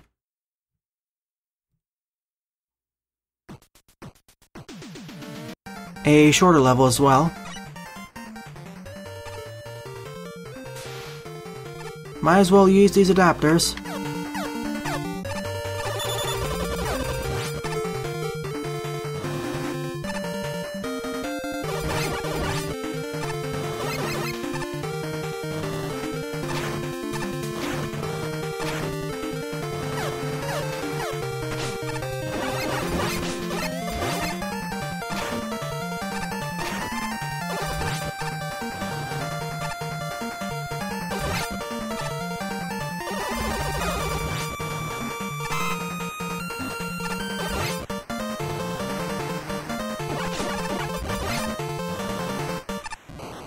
So far the stage is very straightforward, But of course, it's time for the Rush Jet segment.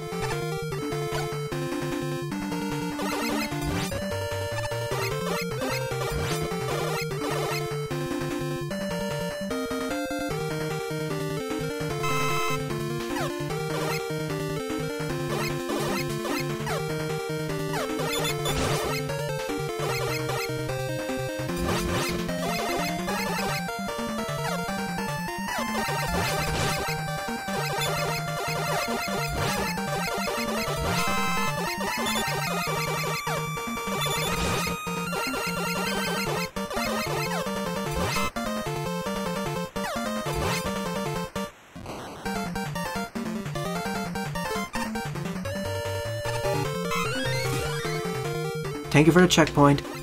Now we're officially entering DrWahwe's space station.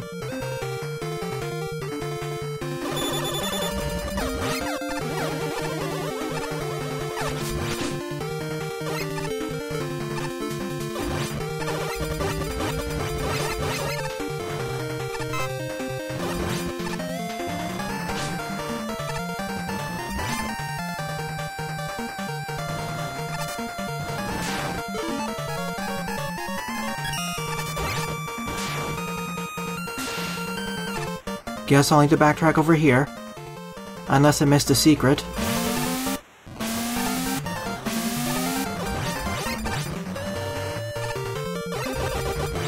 It was right over here, so let's backtrack.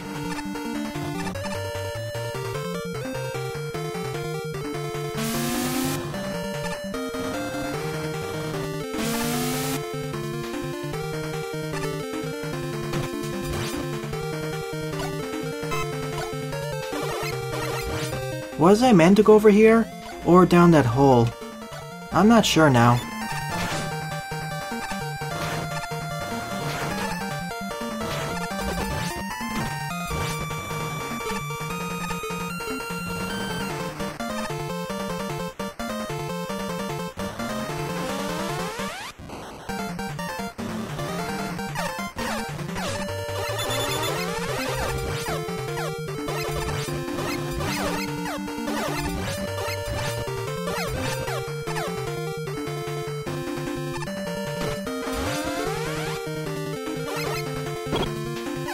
Oh, this was all for an E-tank.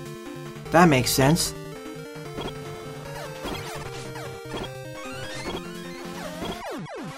So I'll do the dead abuse to warp back over here with the E-tank.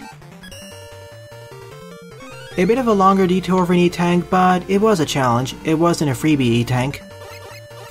For a second there, I thought that was an entirely alternate route through the stage.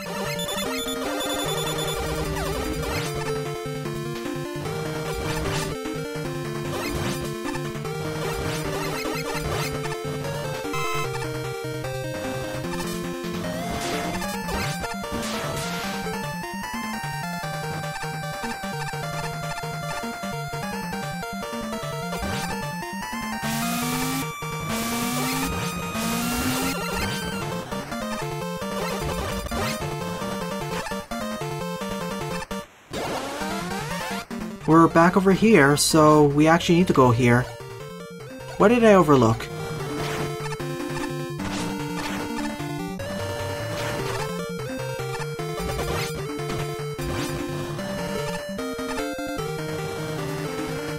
I thought I needed to backtrack manually, but it takes me back over here. Probably in that same room I missed something.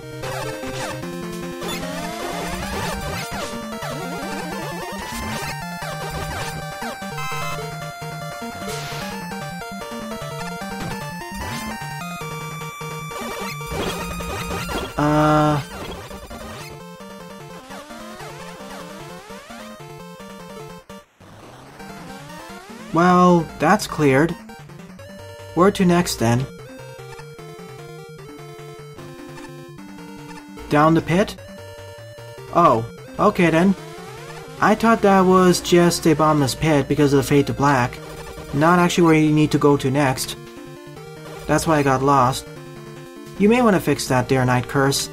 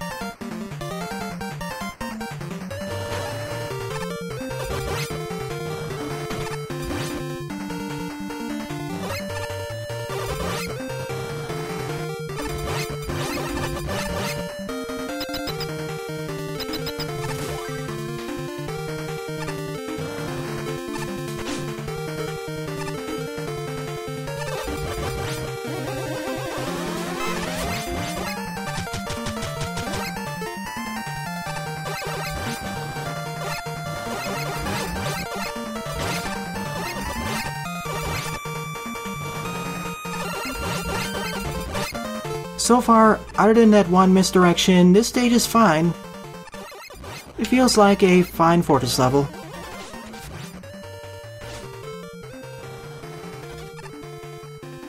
Probably a 5.5 or a 6 out of 10.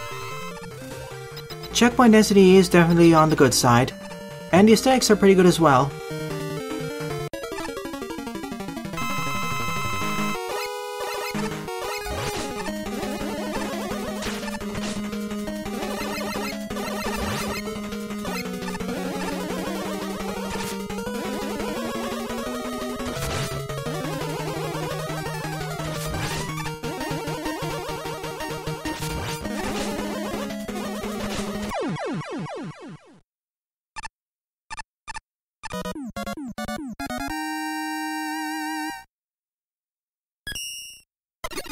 I have nothing more to say about the stage other than the fact that I'll give it a thumbs up. It was fun, but I wish I wasn't confused there. 15th level of the lineup is Wily Stage 4 by Nitrotic, with 8 plays and a score of 4. Nitrotic, I mean, sorry there. Also, this is going to be a shorter Wily stage, 10 to 20 screens long. Starting out with a full arsenal of special weapons. And a black background. I wish there was a starry background or something, as this is rather bleak.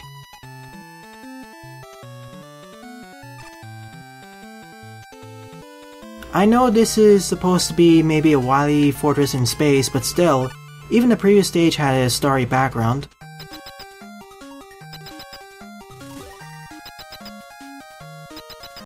Oh, that's it. It's just a boss fight for the most part.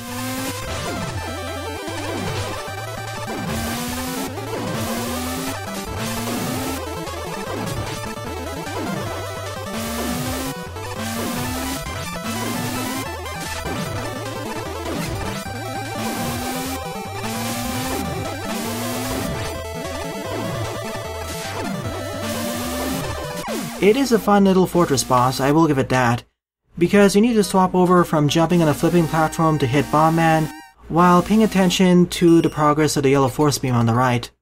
I think it's acting like the final stage of a Wily fortress, which is usually quite barren and not filled with that many enemies. So for the boss fight alone, I'll give it a thumbs up. It's a neat idea that I'd like to see expressed and fully realized in a full Wily fortress stage. 16th level in the lineup is Megaman decided to only use fire weapons, but it was a bad idea by OfficialMemeGuy, with 29 plays and a score of 12. A longer title, but it accurately describes this stage, because it's filled with oil.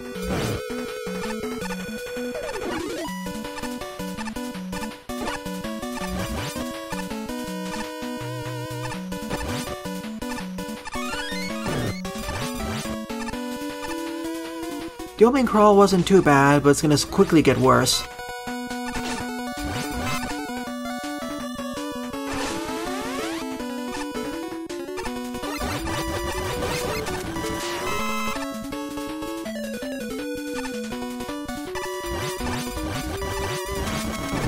So far, so good.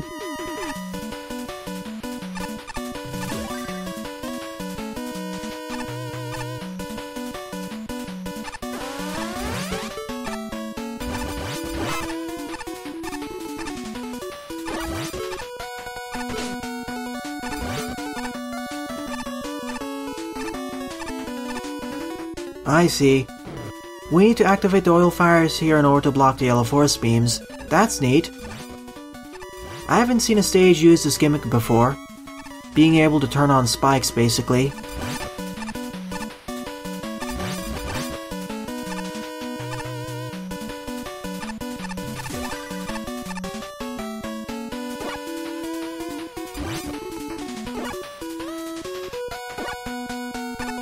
So far, the stage is a lot easier than what I expected it to be.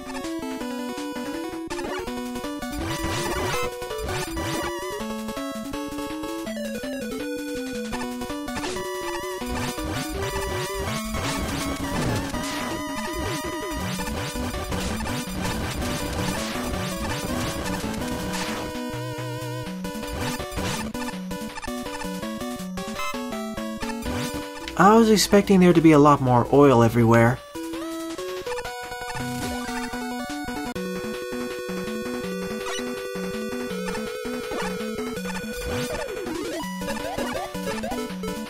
Well, I'm stuck there.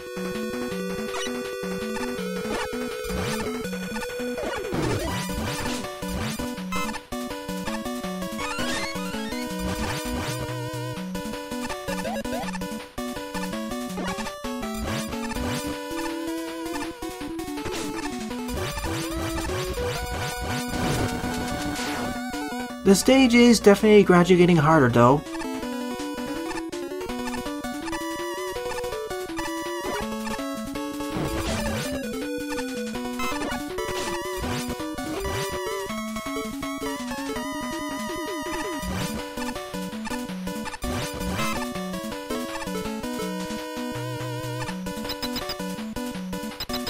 I guess this is it. It was a pleasant special weapons oriented stage, but I honestly expected it to be much harder. Nice difficulty curve, and the checkpoint density was a lot more generous.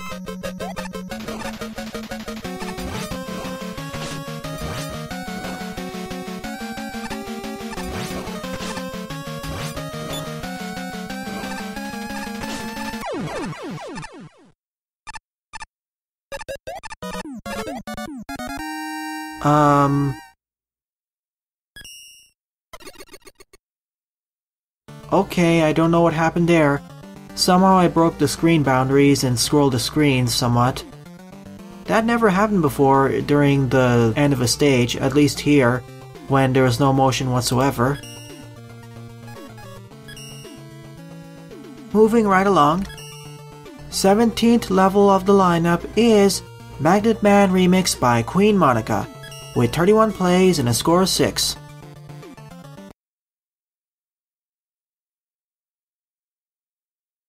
The last level, I'd say, was a decent one. I wish it explored its oil fire gimmicks a bit more, made it a bit more challenging. This one looks to be a stage that's at least 50 screens long, or at least 40.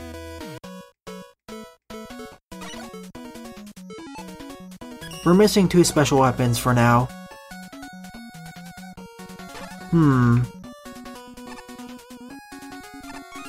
I haven't gone through any of the stages as Proto Man yet, so I'll go through this one as Proto Man.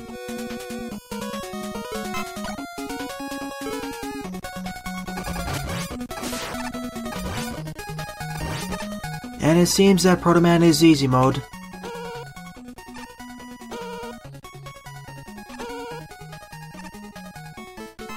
Not the best idea. I'm supposed to use Protojet over here. Not the best idea. I was supposed to use Protojet over there, but it worked out in the end.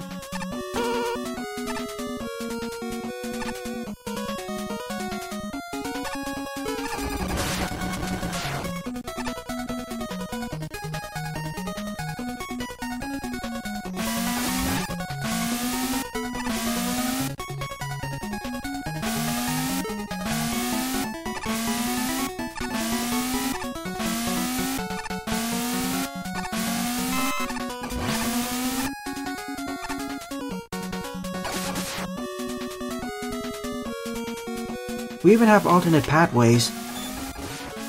That's neat. Guess I'll be going through the stage twice.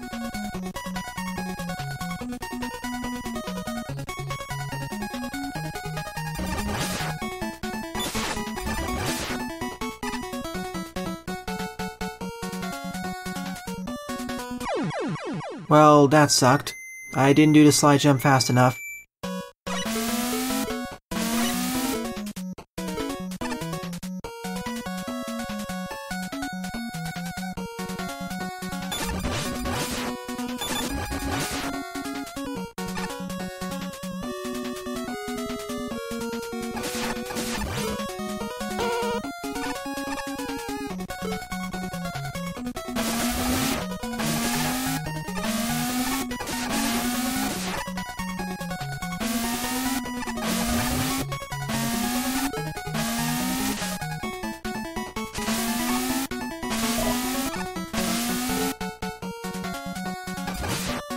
outside of that minor difficulty spike, this was fine.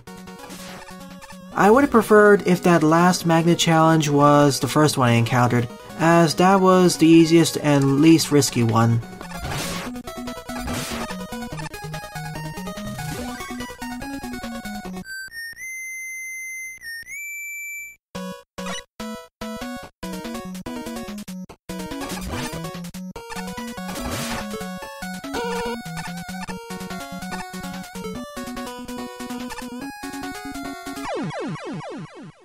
Well, okay then. There's no spike over there, so it's off screen.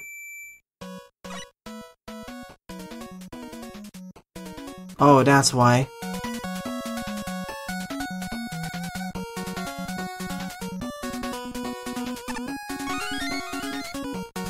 Same result either way, a free M-Tank. And falling off screen here because this is where the two pathways link up with each other, I think. Let's try it again then. Hold left for dear life.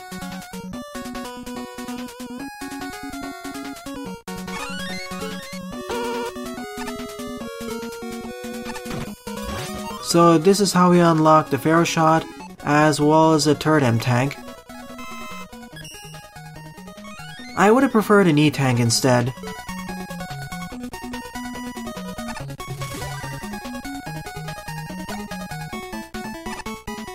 Not a good idea to have a screen transition over a bottomless pit. You should make the pit visible on this screen, so players don't slide into the abyss.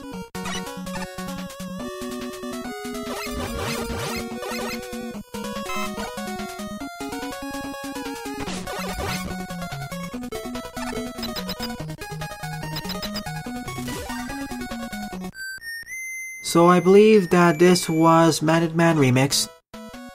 An almost okay remix, but it has some flaws. Like the difficulty curve of the magnets is reversed, and we had this last transition over into a bottomless pit.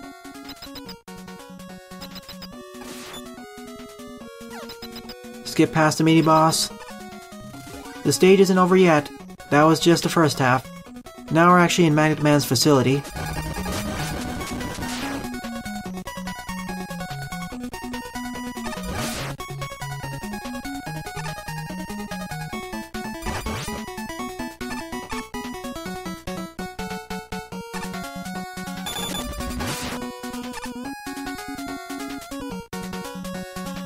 Well, going left was a better option.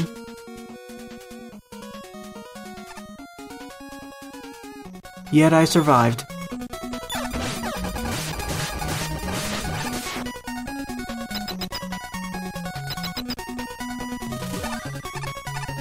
Is this it? It is.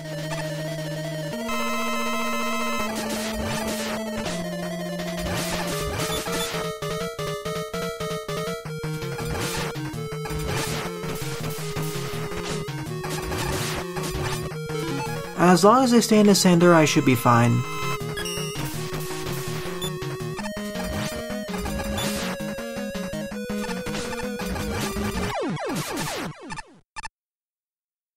Once again, an okay level, but I want to check the alternate route.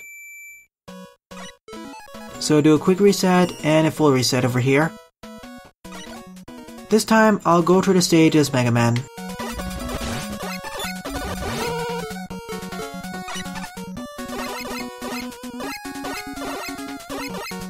Oh, that sucks.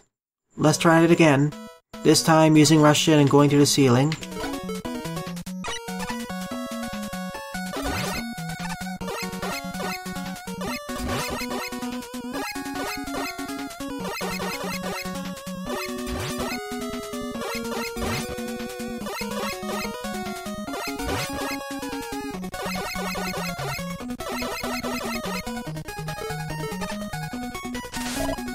No thanks, I already fought you.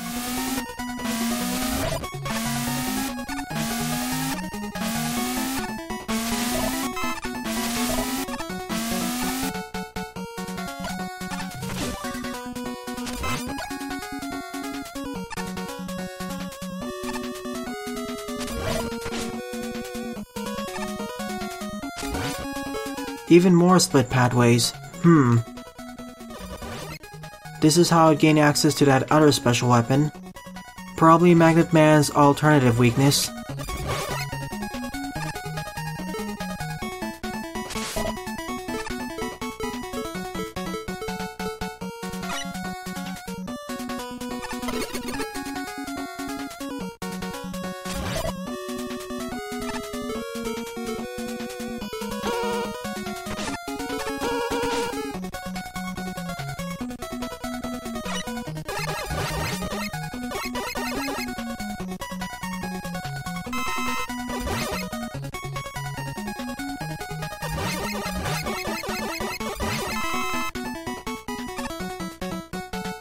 Huh, this was faster.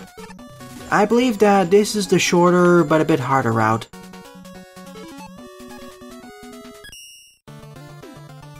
But as I said, this was an almost okay level. It's honestly rather forgettable. 18th level in the lineup is ETN-006 Breakerman Power Grid by Raypha, with 8 plays and a score of 3. Based on the previous series of ETN levels, this level will also be over 50 screens long.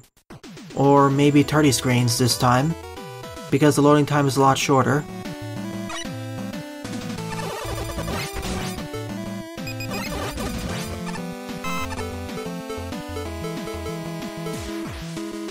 Let's go through this as Megaman. I want access to the power adapter after all.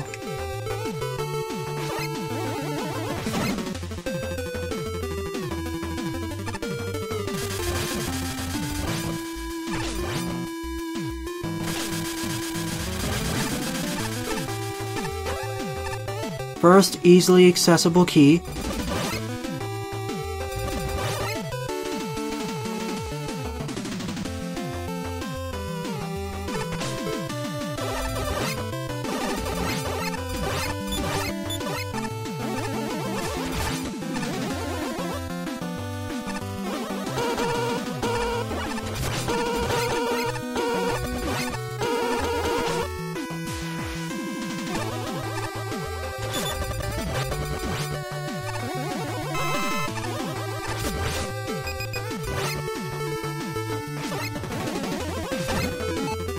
And we're missing at least one special weapon. Probably the boss's weakness.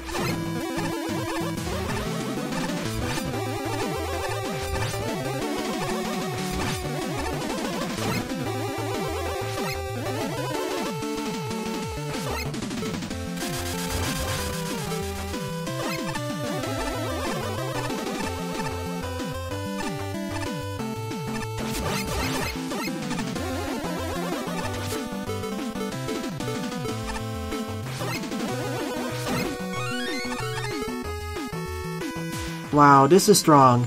You need to be in non-power adapter form in order to outslide it. Otherwise you'll fall into the bed of spikes.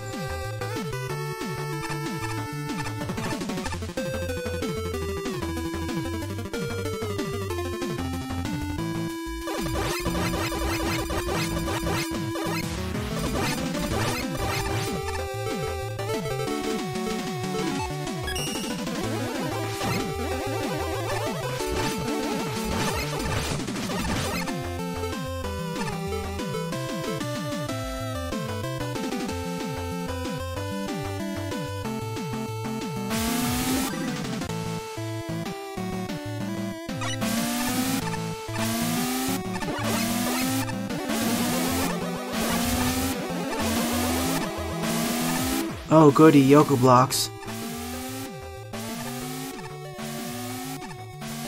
At least here, it's clearly indicated where the next set of Yoku blocks will spawn in.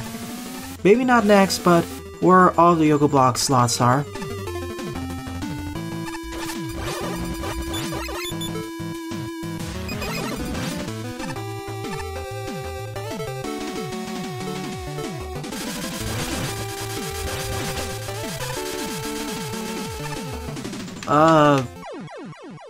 Okay.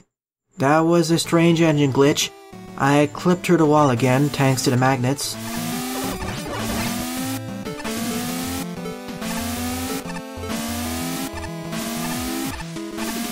Let's try it again.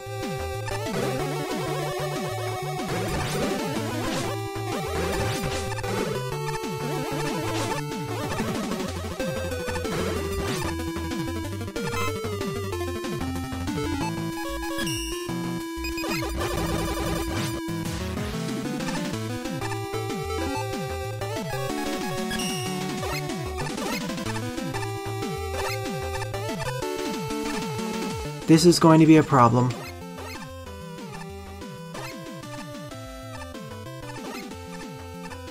Made it.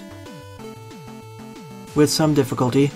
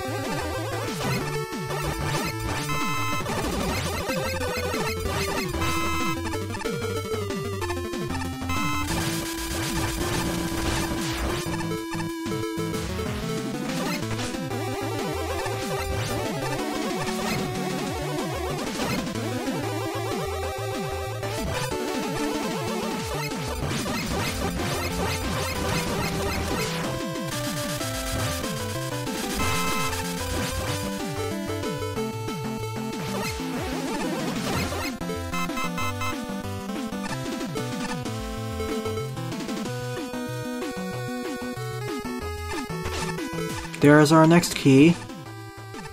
Getting to it is going to be the problem, and I tried jumping there. Back to here. The usage of the conveyor belts and magnets makes this stage a lot harder than the previous few ones.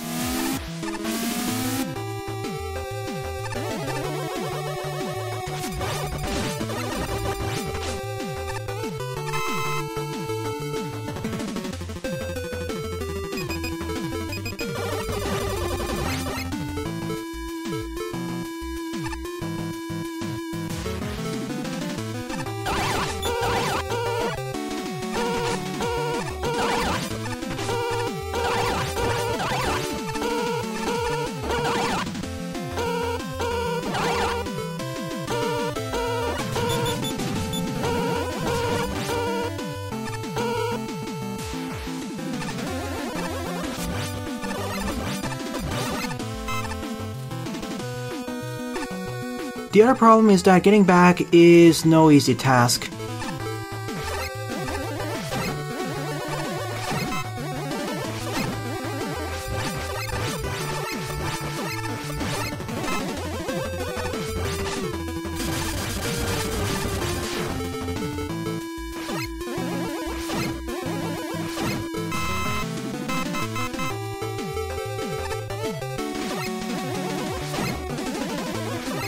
Take 2.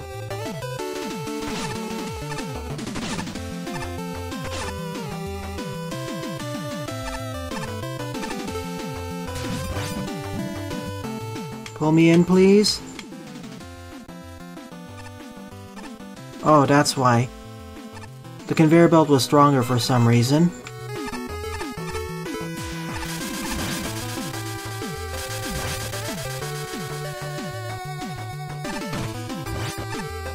Hopefully this was the right choice. It was. Of course, I could always access it from the other side. And the checkpoint was here all along. I should have hit it first.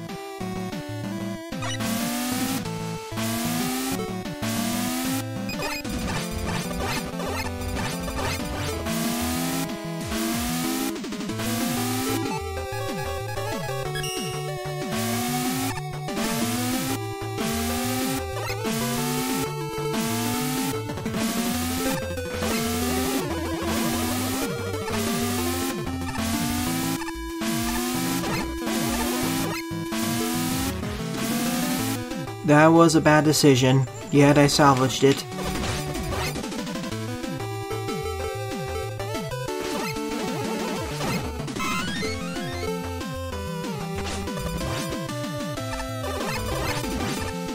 I am having fun with this stage even though it's more difficult, but my main complaint is that the background and foreground aesthetic combination is a bit messy.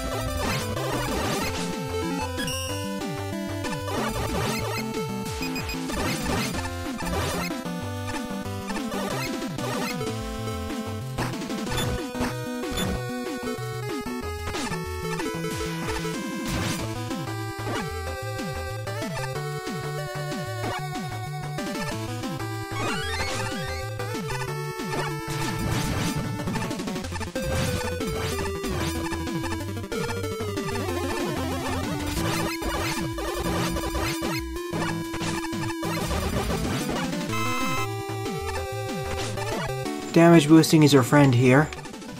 Thank you for the checkpoint.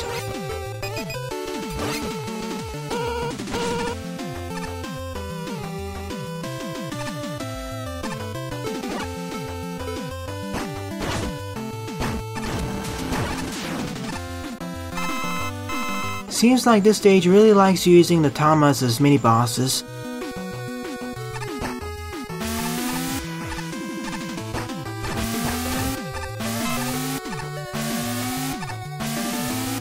There is something to the right. Sure, let's go for it.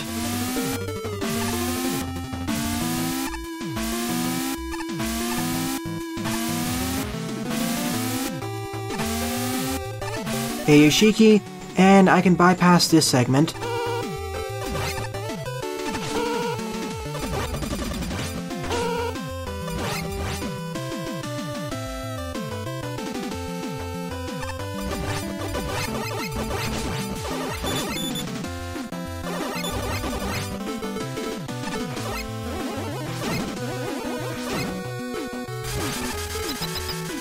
So that was this stage. A fun, above-average stage. Definitely one of the hardest stages in the ETN miniseries, but the background was kinda messy, and the difficulty curve was a bit all over the place. Some of the challenges in the middle were much harder than at the end or beginning. Sparkman, this should be simple.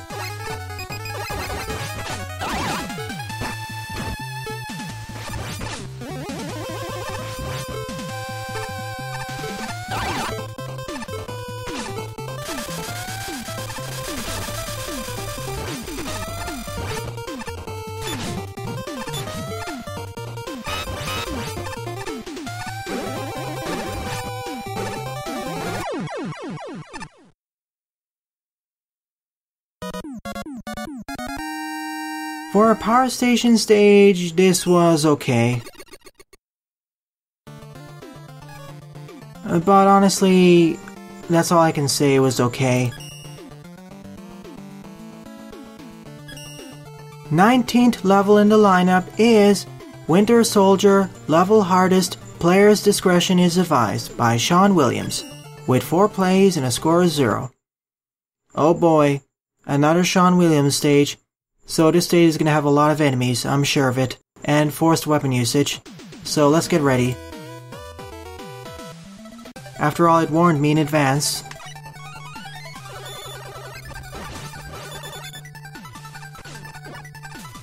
Base does not have access to double jumping, so let's go through the stage as Megaman. Let's try it again without taking damage.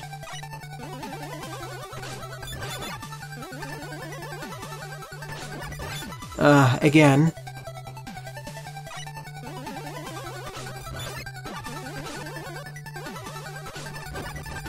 Ice physics are not helping whatsoever.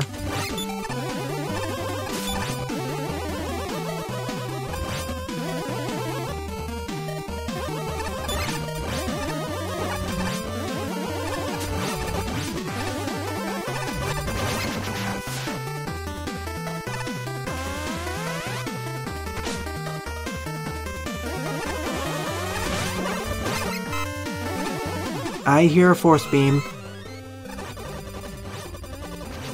Gotta be careful. Oh, that's why. Can't get that E-tank then.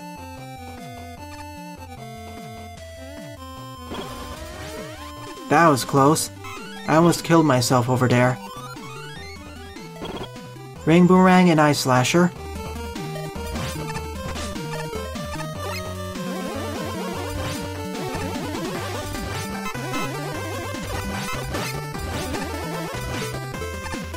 So far, the stage has been more tame in comparison with Shaun Williams' other levels. For now, at least.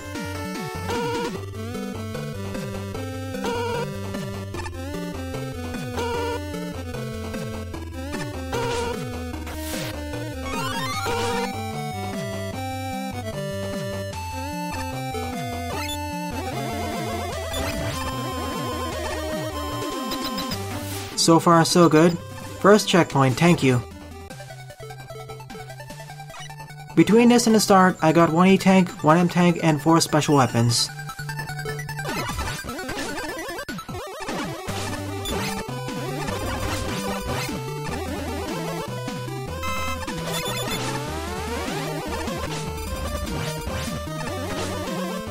Oh goody, frogs, baconers, and big fish.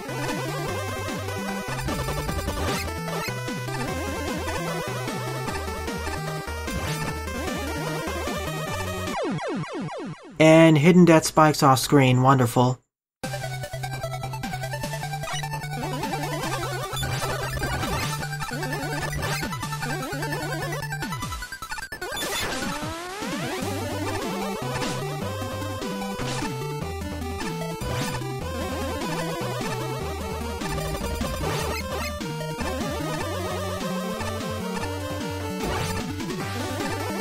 It was up over there.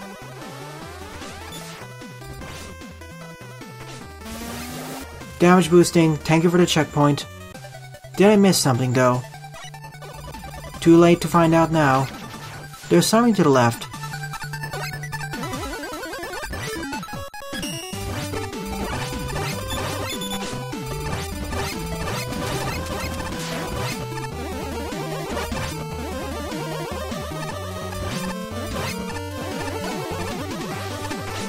Some extra collectibles and instant death, but I want to further go to the left.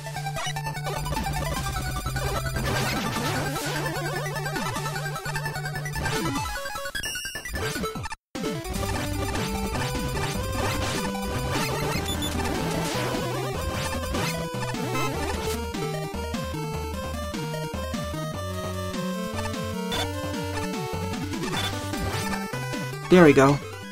That works wonders. Yoku blocks, oh no. What goodies here?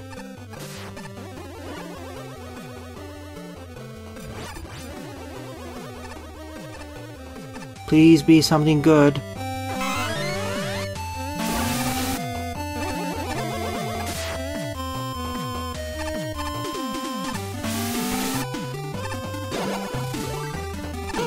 No jet adapter. I missed something. I probably skipped a segment. Guess I'll have to replay through the stage once more. Because there was a jet adapter segment. Iceman. His weakness here is either the Firestorm or Blizzard attack, I guess.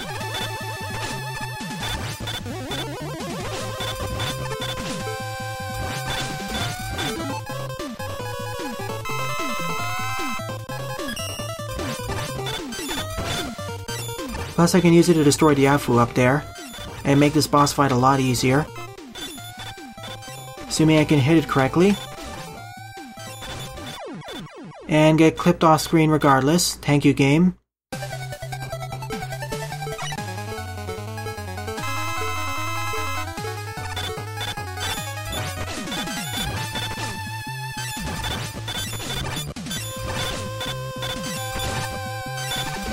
Now that's a lot better.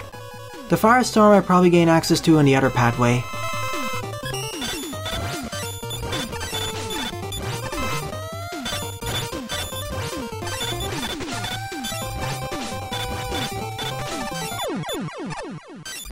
I was expecting this stage to be a lot harder, but it wasn't. In fact, in some ways, I say that this stage was easier than the previous 2 levels by Shaun Williams, even though there were several warnings. It wasn't as enemy spammy and damage boosty as the previous ones were.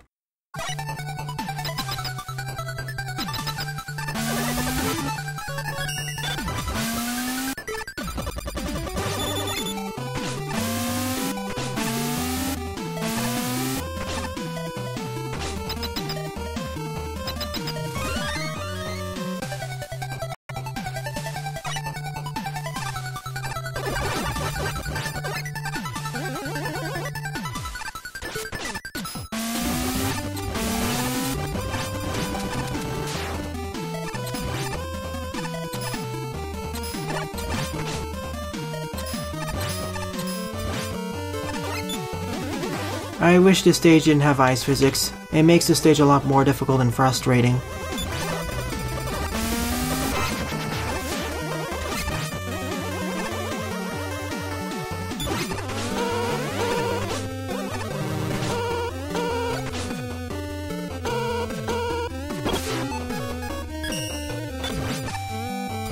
Okay, I'm getting pulled to the left somehow for some reason, so let's use an E-Tank.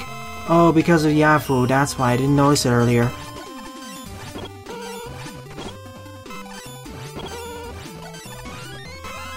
There's our key.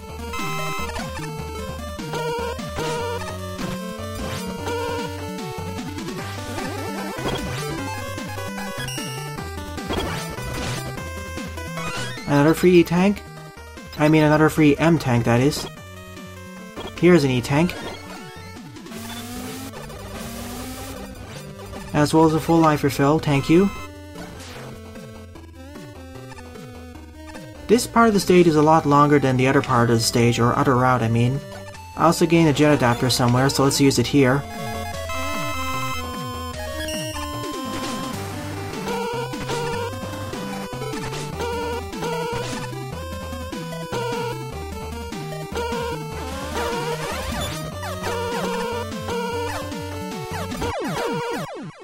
Alright, let's try this again. Hopefully with less death this time. The checkpoint's right up over there. Not taking any chances here, especially with all those deaths due to engine issues. I died 7 times off screen, all because of engine problems. That's where the pathways link up with each other. The other pathway was much shorter and much easier, and with a lot less issues. Oh sure, this stage was definitely easier than the previous 2 stages, personally speaking.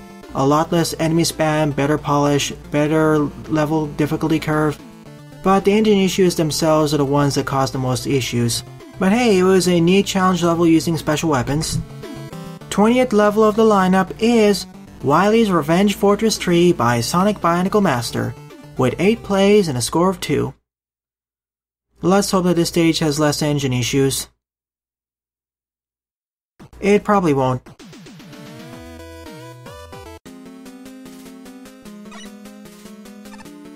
To the left is where I ended off Wily's Revenge Fortress 2.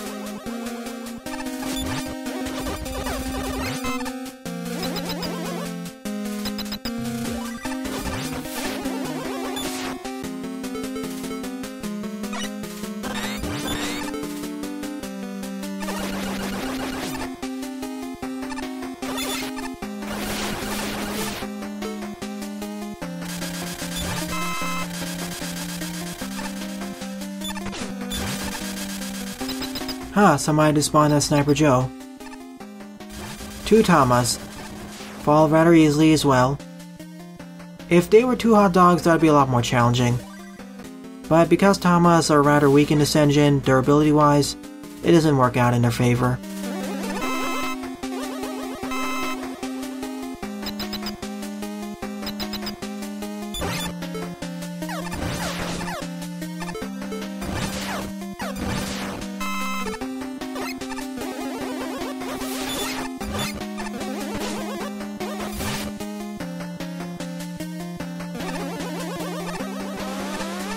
Force beam time to race.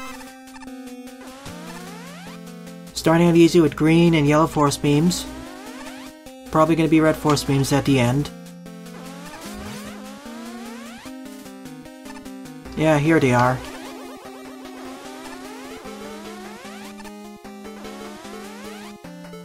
No flash stopper or time stopper though. I mean time slow.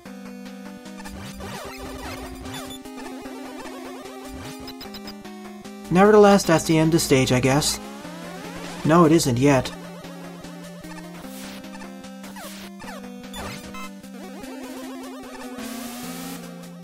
Of course there'd be Yoku blocks.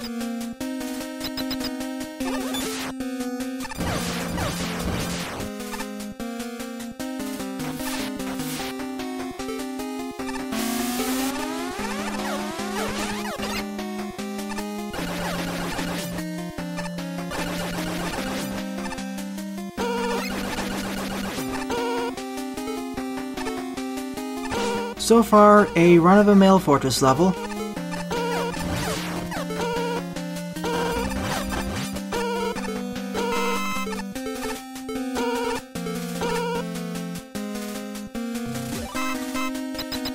Good checkpoint placement, rather generous, and the stage keeps on going.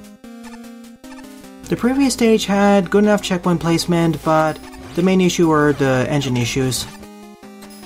I do wish Raypha stage had 1 or 2 more checkpoints though.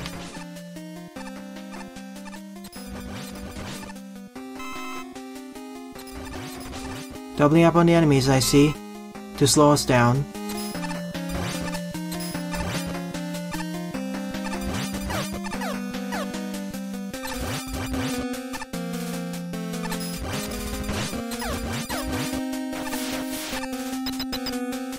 What's with all the boss doors though?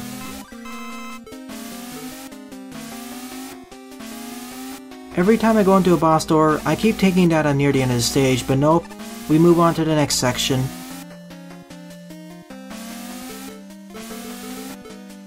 No mobility-based weapons or utilities, so no way to make this easier.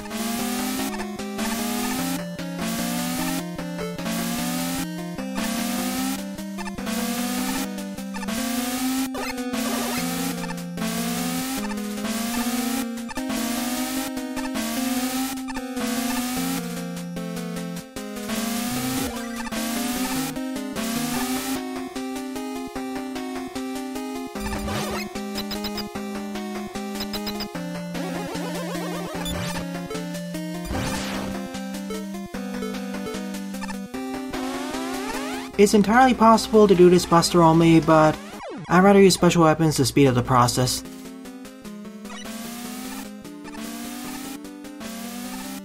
Otherwise I'll get stuck more with these Joes.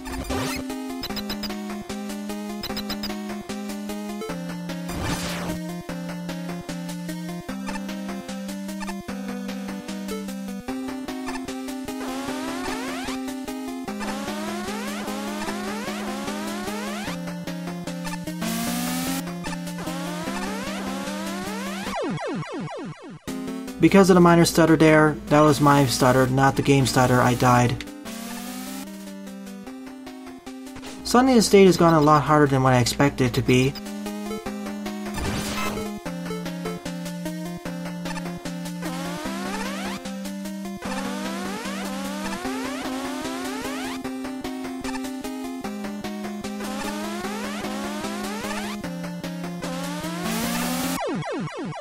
I don't know what happens there. I kept sliding, but my button inputs were being eaten.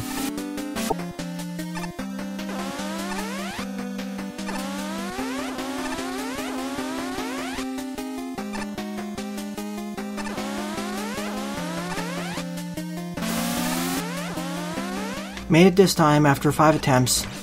That was tougher than it needed to be, and I didn't like the random Yoku block placement there. That should have not been there. If it closes behind you, it's fine, but if it closes in front of you, you're dead.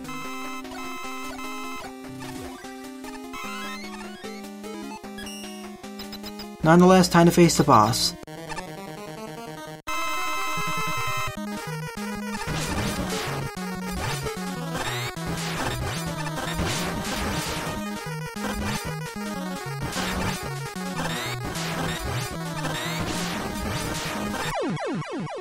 This was a okay fortress stage.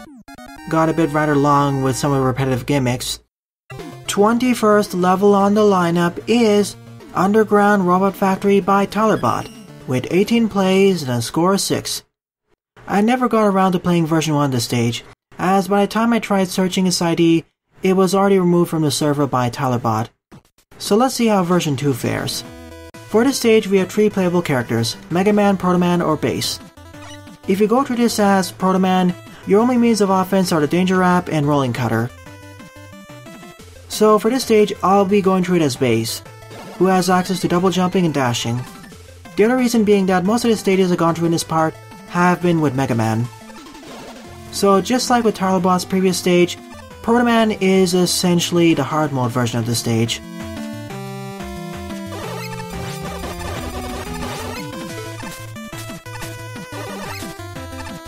Two choices. I'll have to go through the stage once more to see if there's any other alternate pathways, and if those matter. Treble boost. I wonder what that means. Like, does the pit down there lead to the treble boost? I'll take that as a no.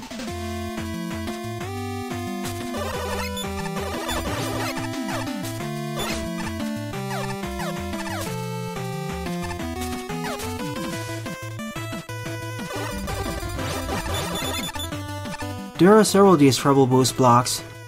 I guess these are locked off and only for Megaman, with his power adapter.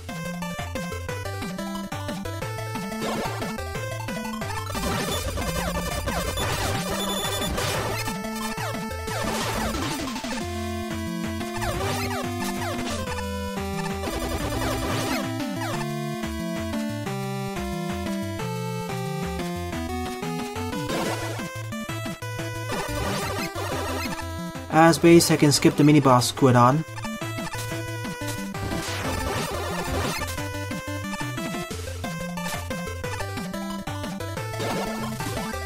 First checkpoint. Well, actually second checkpoint. I see a teleporter down over there.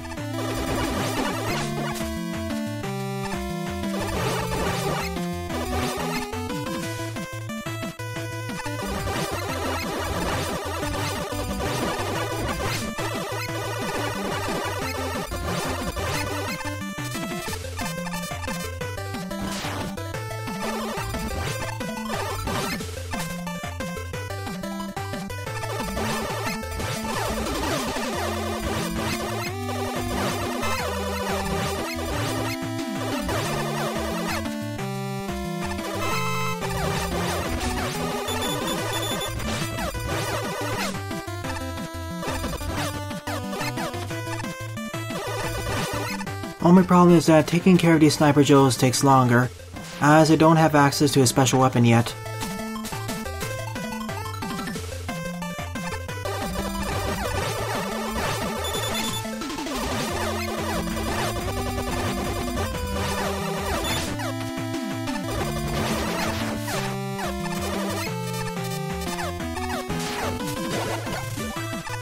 Plus, that mini-boss battle was harder because I couldn't destroy that Sniper Joe. Thank you for the full weapon refill, if I had access to any.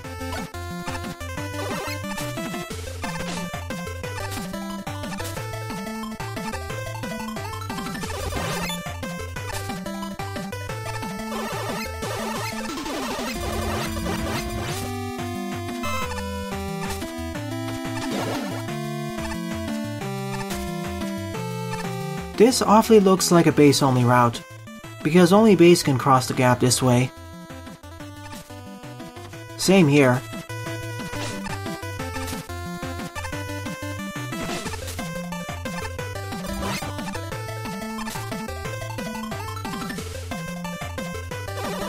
Another Squidon.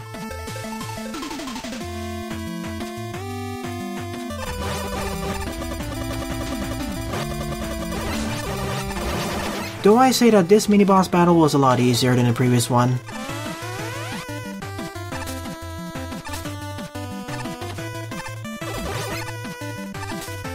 Sure, let's go for it. There's yellow force beams though.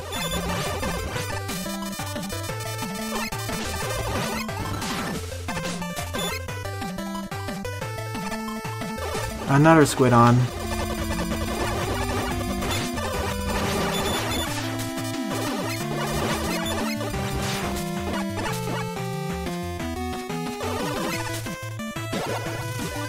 Wasn't too bad, I was expecting 2 more screens of Squidons.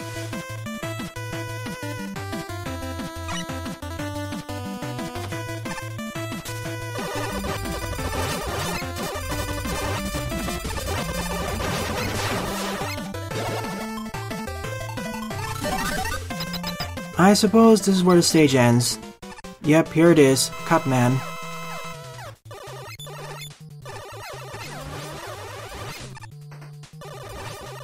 Oh, this is gonna be a problem as base. I don't even have any special weapons. So in the end, even though the stage portion was easier, the boss is hardest as base. If I could shoot through the wall, this would be a lot easier.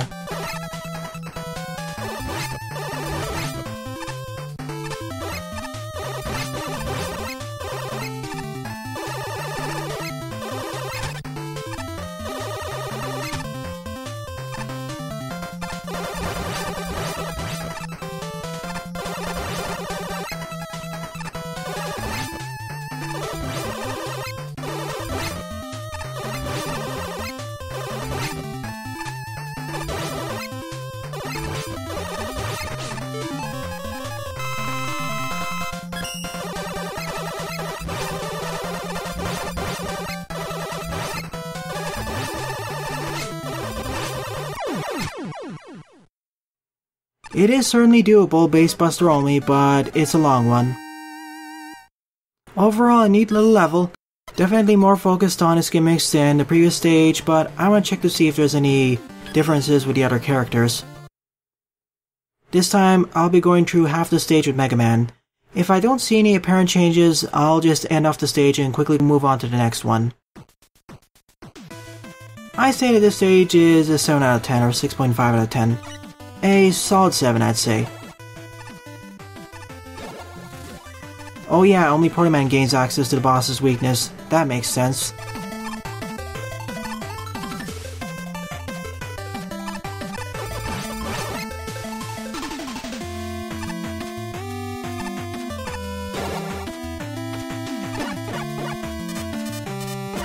This is different.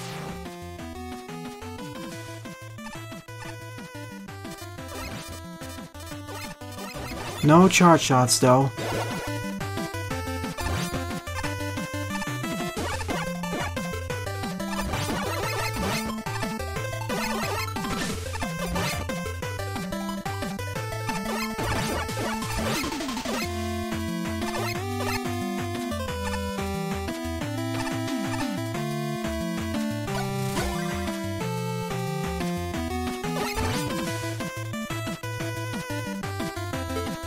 I feel that half the stage is different and the other half is the same.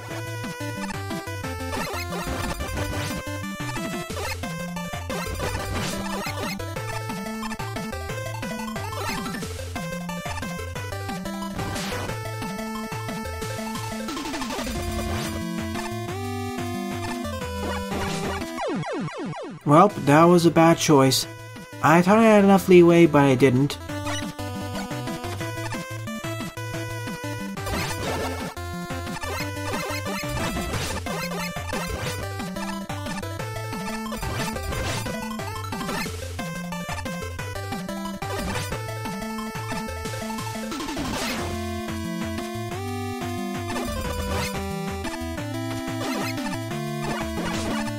That was a close one there.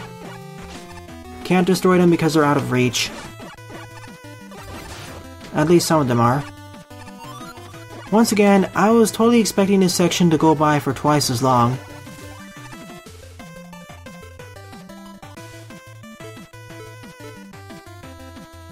Here you can test out how the power adapter works, and then transition over to the bottom part of the stage.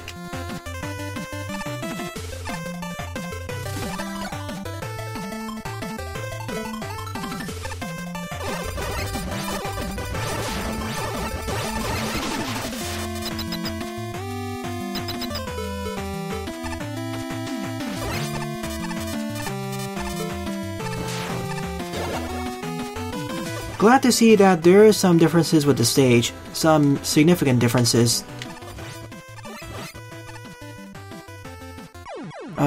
Didn't start it fast enough. Or rather, I started it too early.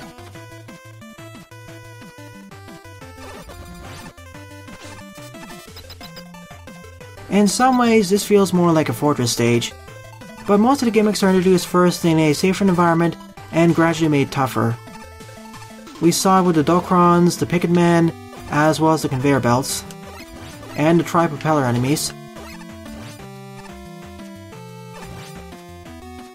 Oh, I remember this place. I went through it as base first.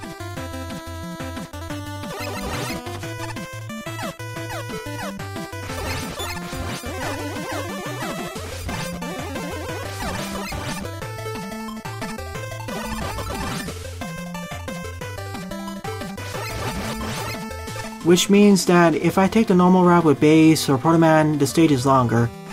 But because of access to the power adapter, I can access this lower route and skip parts of the stage. That way they're about the same length.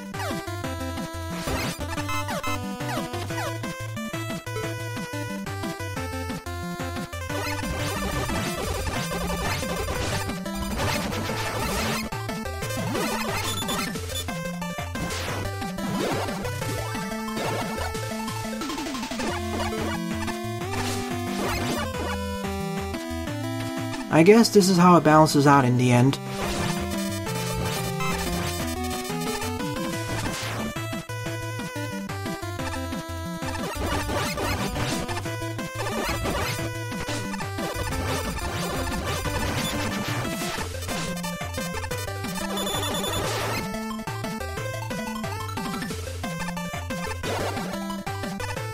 Free tank, thank you.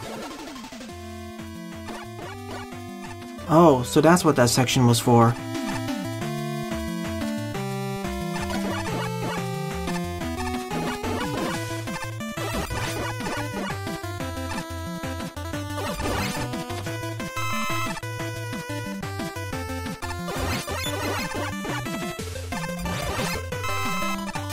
It seems that the rest of the stage will be the same, minus one portion that I want to check.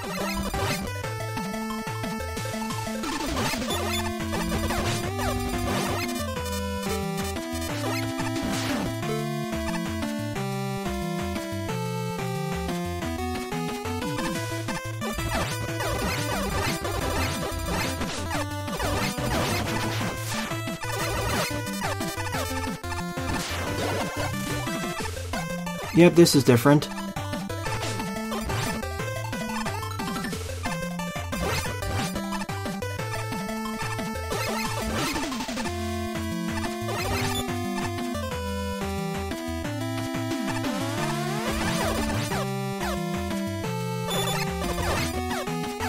On base's route, I never encountered yellow force beams, so this is definitely new.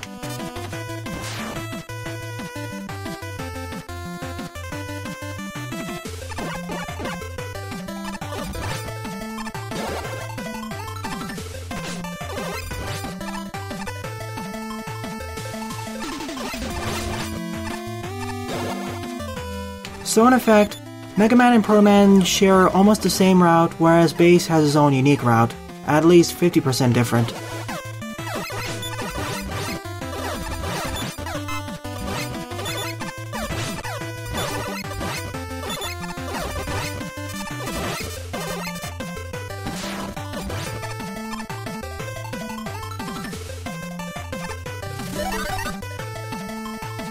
And where the two paths of the stage link up with each other, so let's hand it off. 7 out of 10 I'd say. Good work, TylerBot. There's a reason to replay through the stage twice. 22nd level on the lineup is A Tough World We Live In by Wardonis, with 15 plays and a score of 6. So this stage is probably also going to be over 40 screens long, never mind 20 or 30. Also a base level. Or not. Let's go through it as Protoman for now. I'll have to see in the beginning when I replay through the stage whether the stage has separate routes for each character.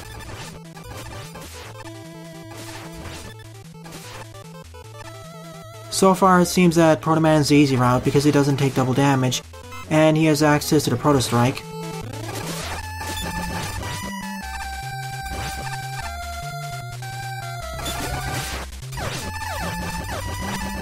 That was a strange placement of that super ball cannon.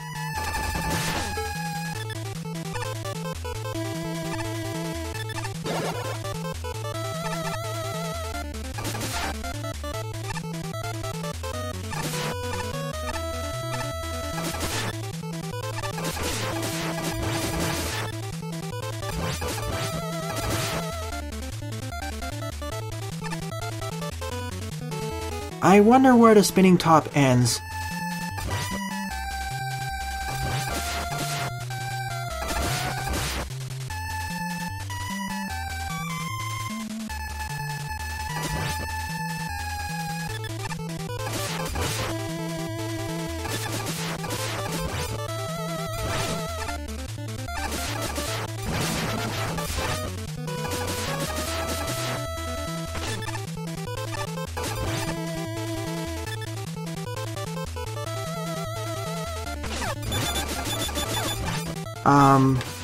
I thought this was a bottomless pit.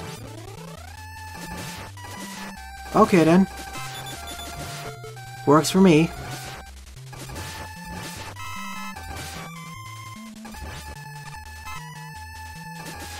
But do I lose something by taking this lower route?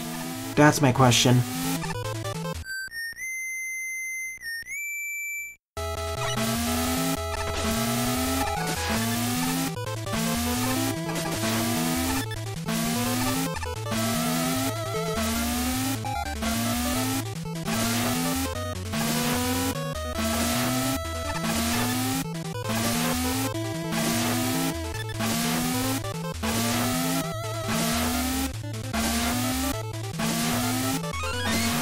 Pretty easy one to collect.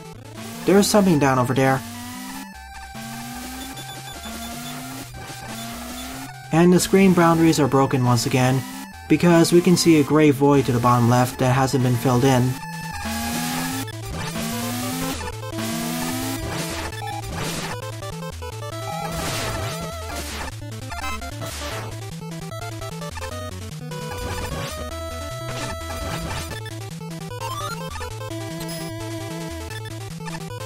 Now we'll collect it somehow.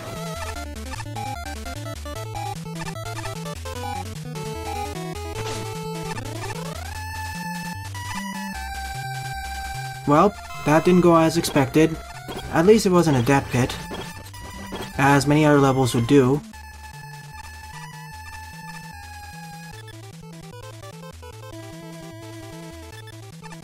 In a few ways, this feels like a maze stage.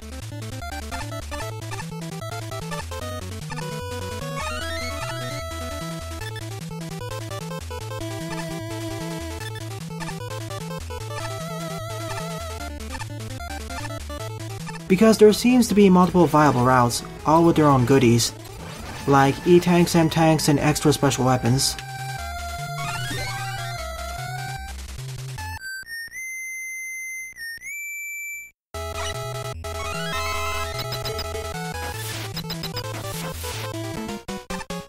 And they all lead to this boss fight.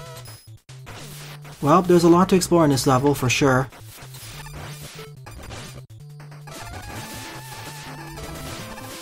And this boss arena is certainly unique.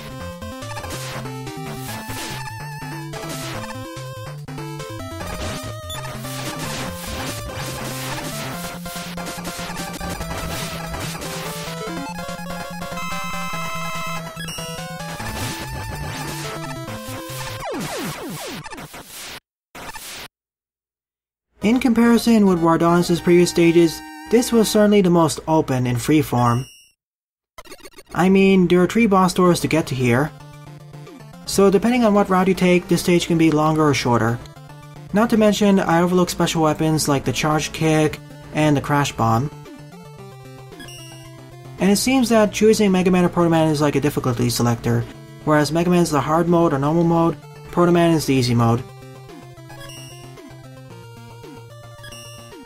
23rd level on the lineup is Final Transmission 2 by XMemeLord69X, with 30 plays and a score of 4. I meant to play Final Transmission 1 first, but it was removed from the server, so I did the next best thing and chose this level.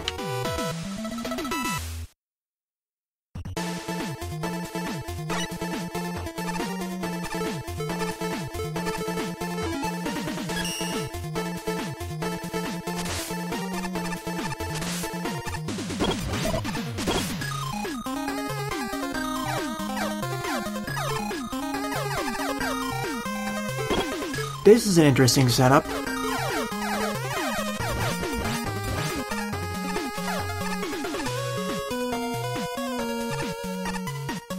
Let's see what's to the right first.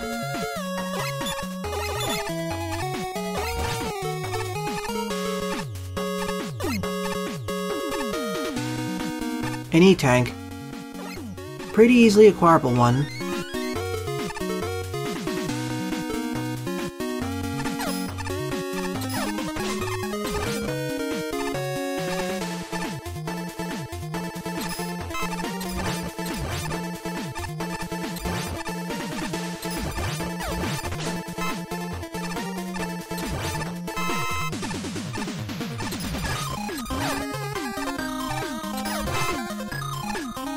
So far the stage is very straightforward.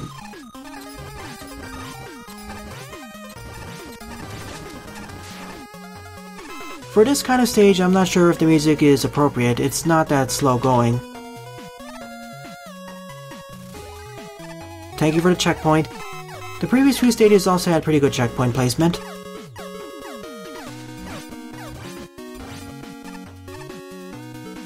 This feels like a Fortress stage, as it already assumes you understand how most of these special weapons work, mainly because it places many of these challenges over instant death hazards.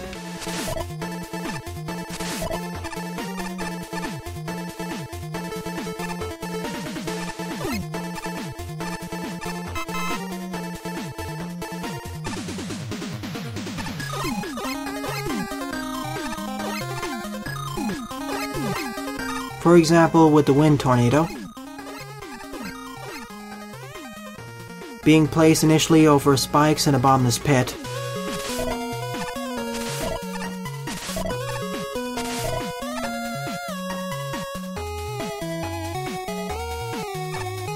For a second there, I thought I needed to do a quick slide somewhere, as a few Kaiser levels have pulled off that trick.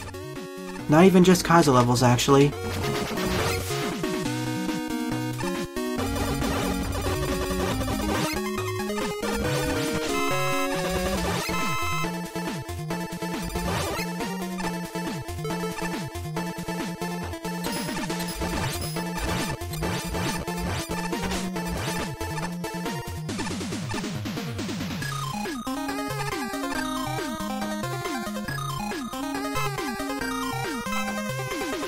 Thank you for the gradual refill. Thank you for not placing any surprise crushers, as some other levels would do.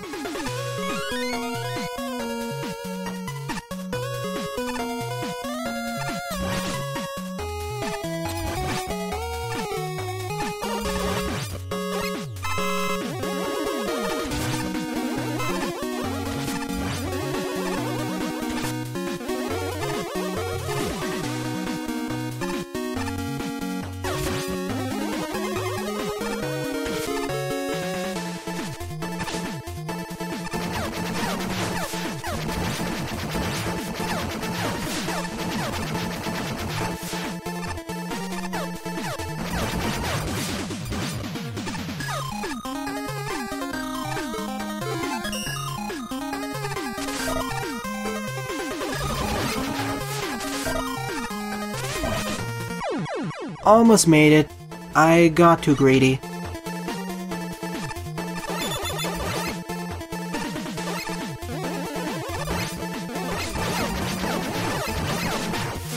The main hazards here are the caterpillars and the beaks.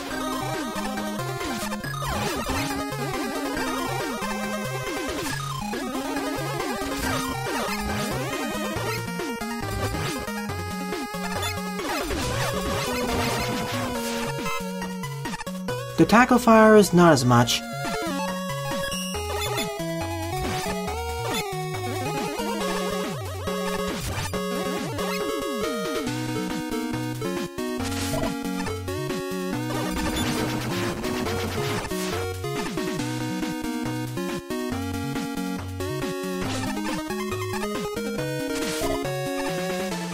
There's the next checkpoint. Thank you for the full refills. I suppose this is the end of the stage, but we'll see. It is.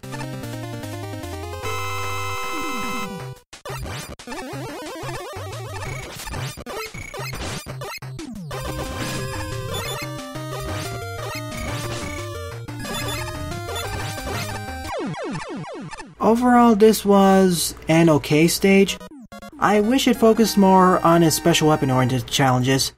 Like, we've utilized the Wind Tornado, the Charge Kick, but I wish some of the other special weapons, like the Hard Knuckle, the Quick Boomerang, and the other one got their time to shine.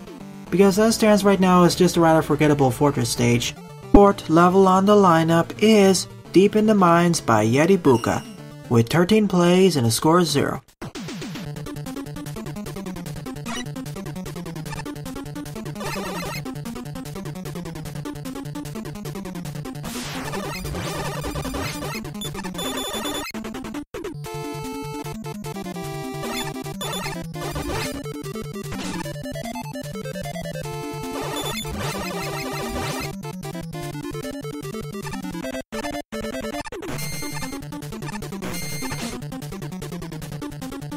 There's our first key. No secrets to the right.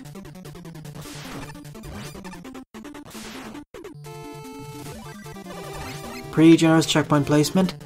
Only 2 screens from the start. Down we go even further.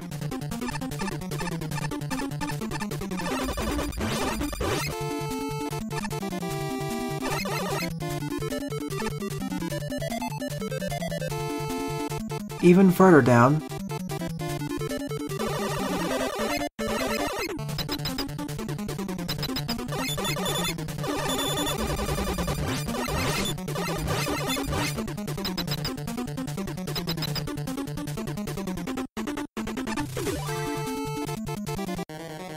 That was short. Now we face Metal Man.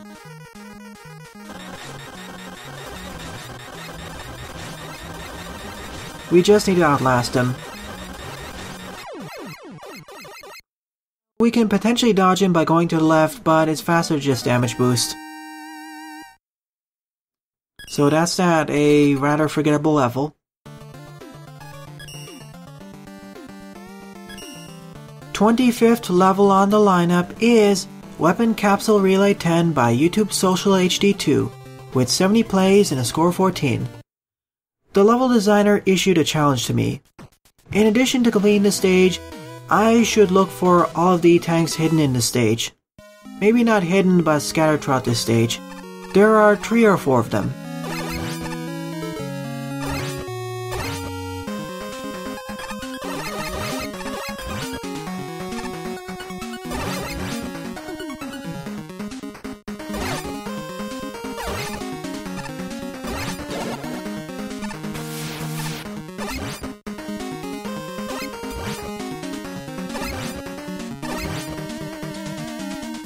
Like before, every special weapon or utility has 4 screens dedicated to using it.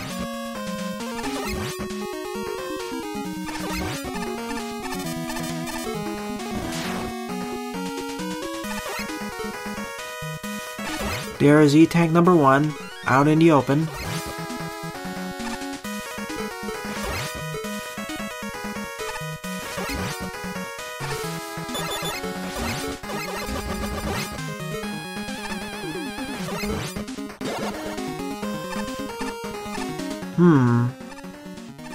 I won't risk it, but there's maybe something to the left.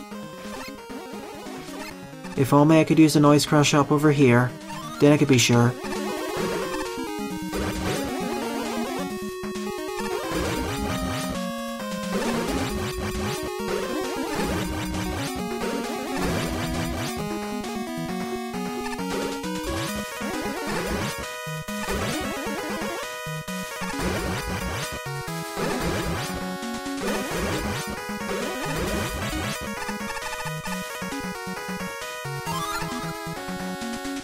Second or third E-Tank, depending on whether I missed one.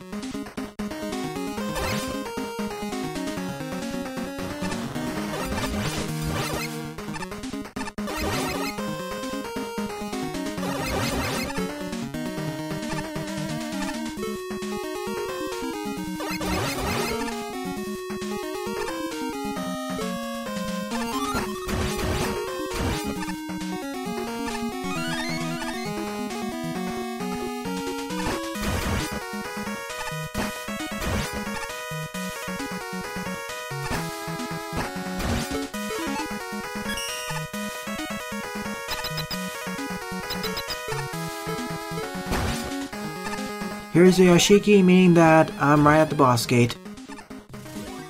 Pretty simple weapon capsule relay overall, even simpler than the 9th edition. Even the E-tanks are pretty easy to get. I was thinking that there would be an optional areas with optional challenges, but nope, they were wide out in the open. Kind of disappointing. Nevertheless, time to face Flame Man.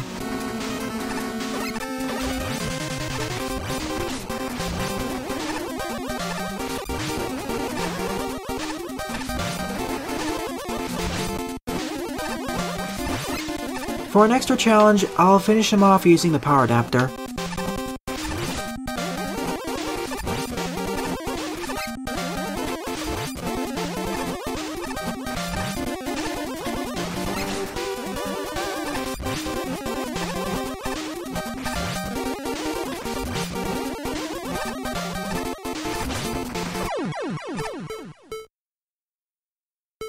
Once again, this was an okay weapon capsule relay level.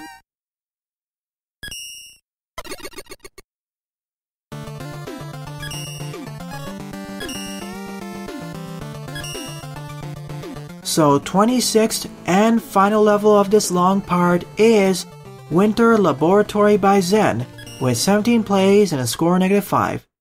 The lowest scoring level in this part so far. And I wonder why. I wonder if this is a Kaiser level. Hopefully not.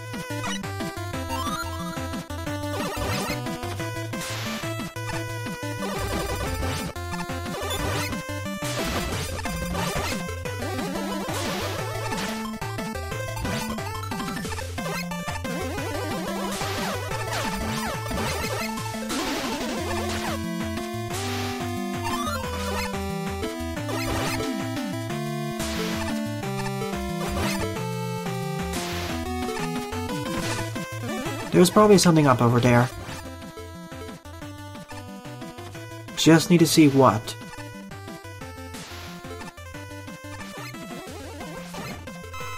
A large life energy, I'll take it.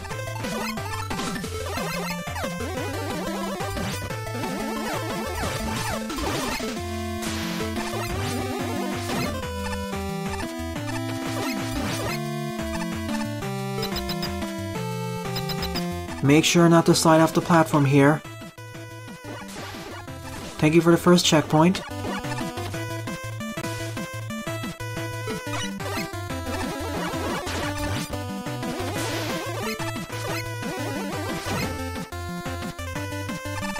Alright then, this is glitching out a bit.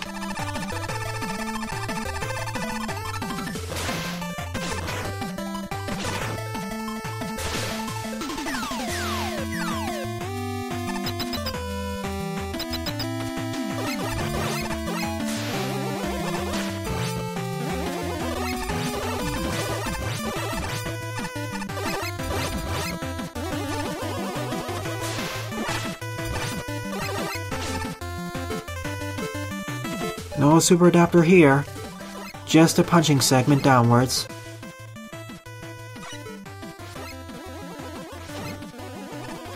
And several spines,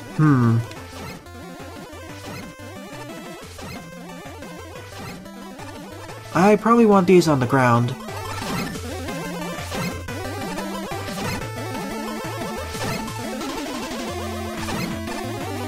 Just ought to be a bit careful not to crush myself against the blocks, though.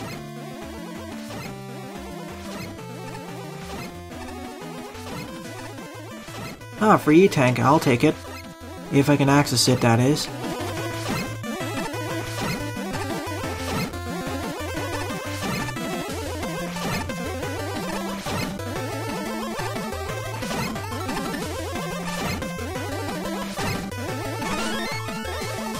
At least the E-tank floats in midair.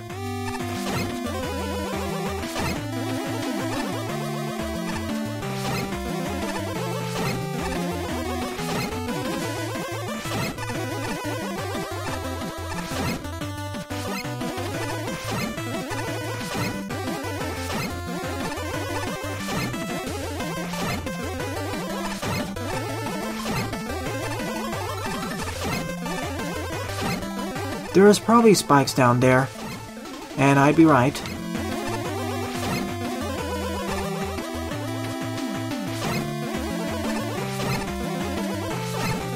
That's why we need these 2 blocks. Makes sense.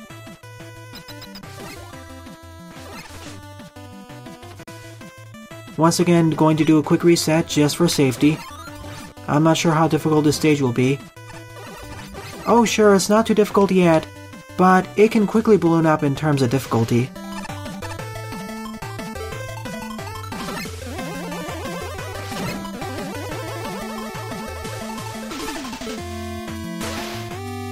Screw that one up, I should do it from the other side.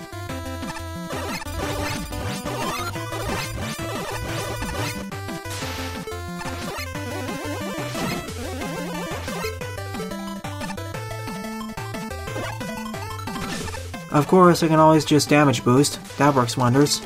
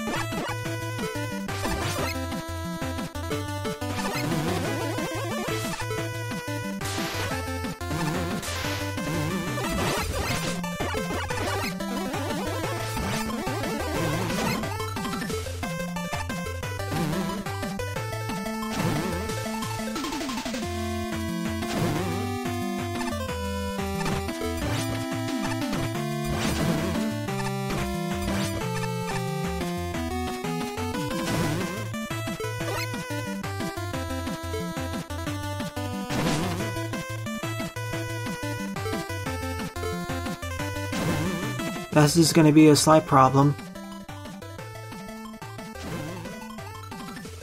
Do it from this side. Simple.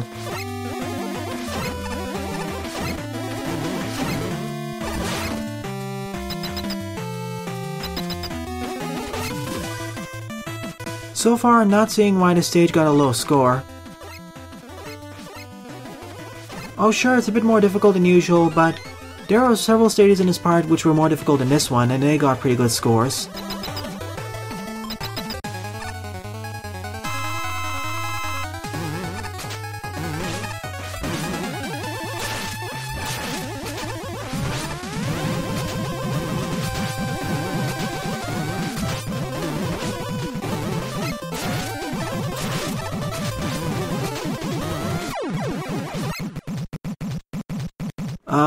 Alright then, with his weakness it's pretty easy.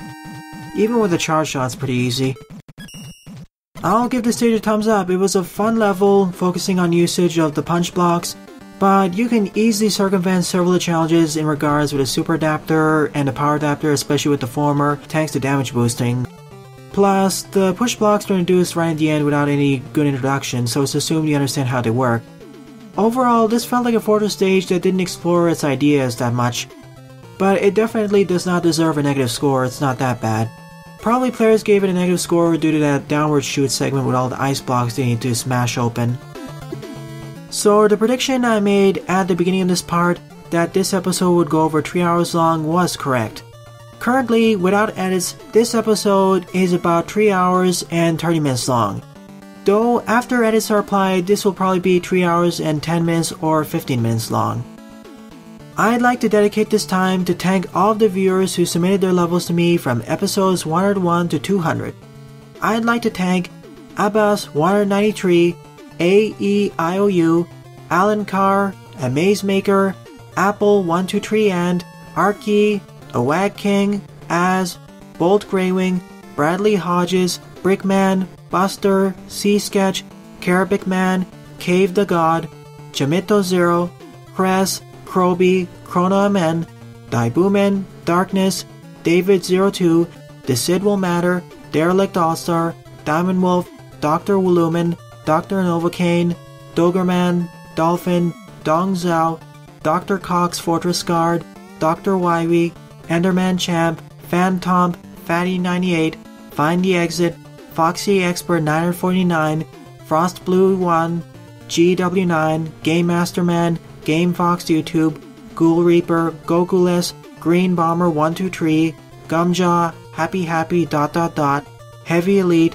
Hyena, Hydrochlorination, Jake's Manny Playing 81, JKS 8213, Jake Stall W, G Pocket, Jetox 74, Jimmy Juicer, Kazar, Gobon 42, Leezy, Lenny, Lipatio, Little Mac, Lizard Commando, LeCoinzer 0 Mil, Loonyrem, Magmax, Magnitude, Maltos, Marine Craigs and Mabrick, aka Team Mabrick, Meme, Mega Mr. Toda, Mega Ewer, Mecha Arius, Monty Mole, Mr. Doc Robot, NX Tech, Neo Cutman, Nicolasse, NightCurseX, Nitrotic, Noise, Nuclear Stomp, OfficialMemeGuy, Okada Man, Omegata, Patchy, Panther35, Peak Gamer, Professor Zetar, Pirate Kid the Wolf, QueenMonika, Rockman, Raypha, Retro Gamer Aaron, Risad the Moose, Shallot Muscles, Shaun Williams, Shin Lone Wolf 981, Skullman, Slash Coplard, Solid Stake 117, SonicBioniclemaster, The Bolt Reaper, The Number 1234567, Timelink, Timmy Jim 453, Tony Logan, TylerBot, Wardonis, Walker Diley, X Meme Lord 69X, Yagami, Yetibucca, Yoshimate, YouTube Social HD2, Zen, and Zephadil. I'd also like to thank all of the people at the server Let Me Level With You for all of the interesting level discussions and the funny meme talks. A lot of ideas and understanding level design comes from there.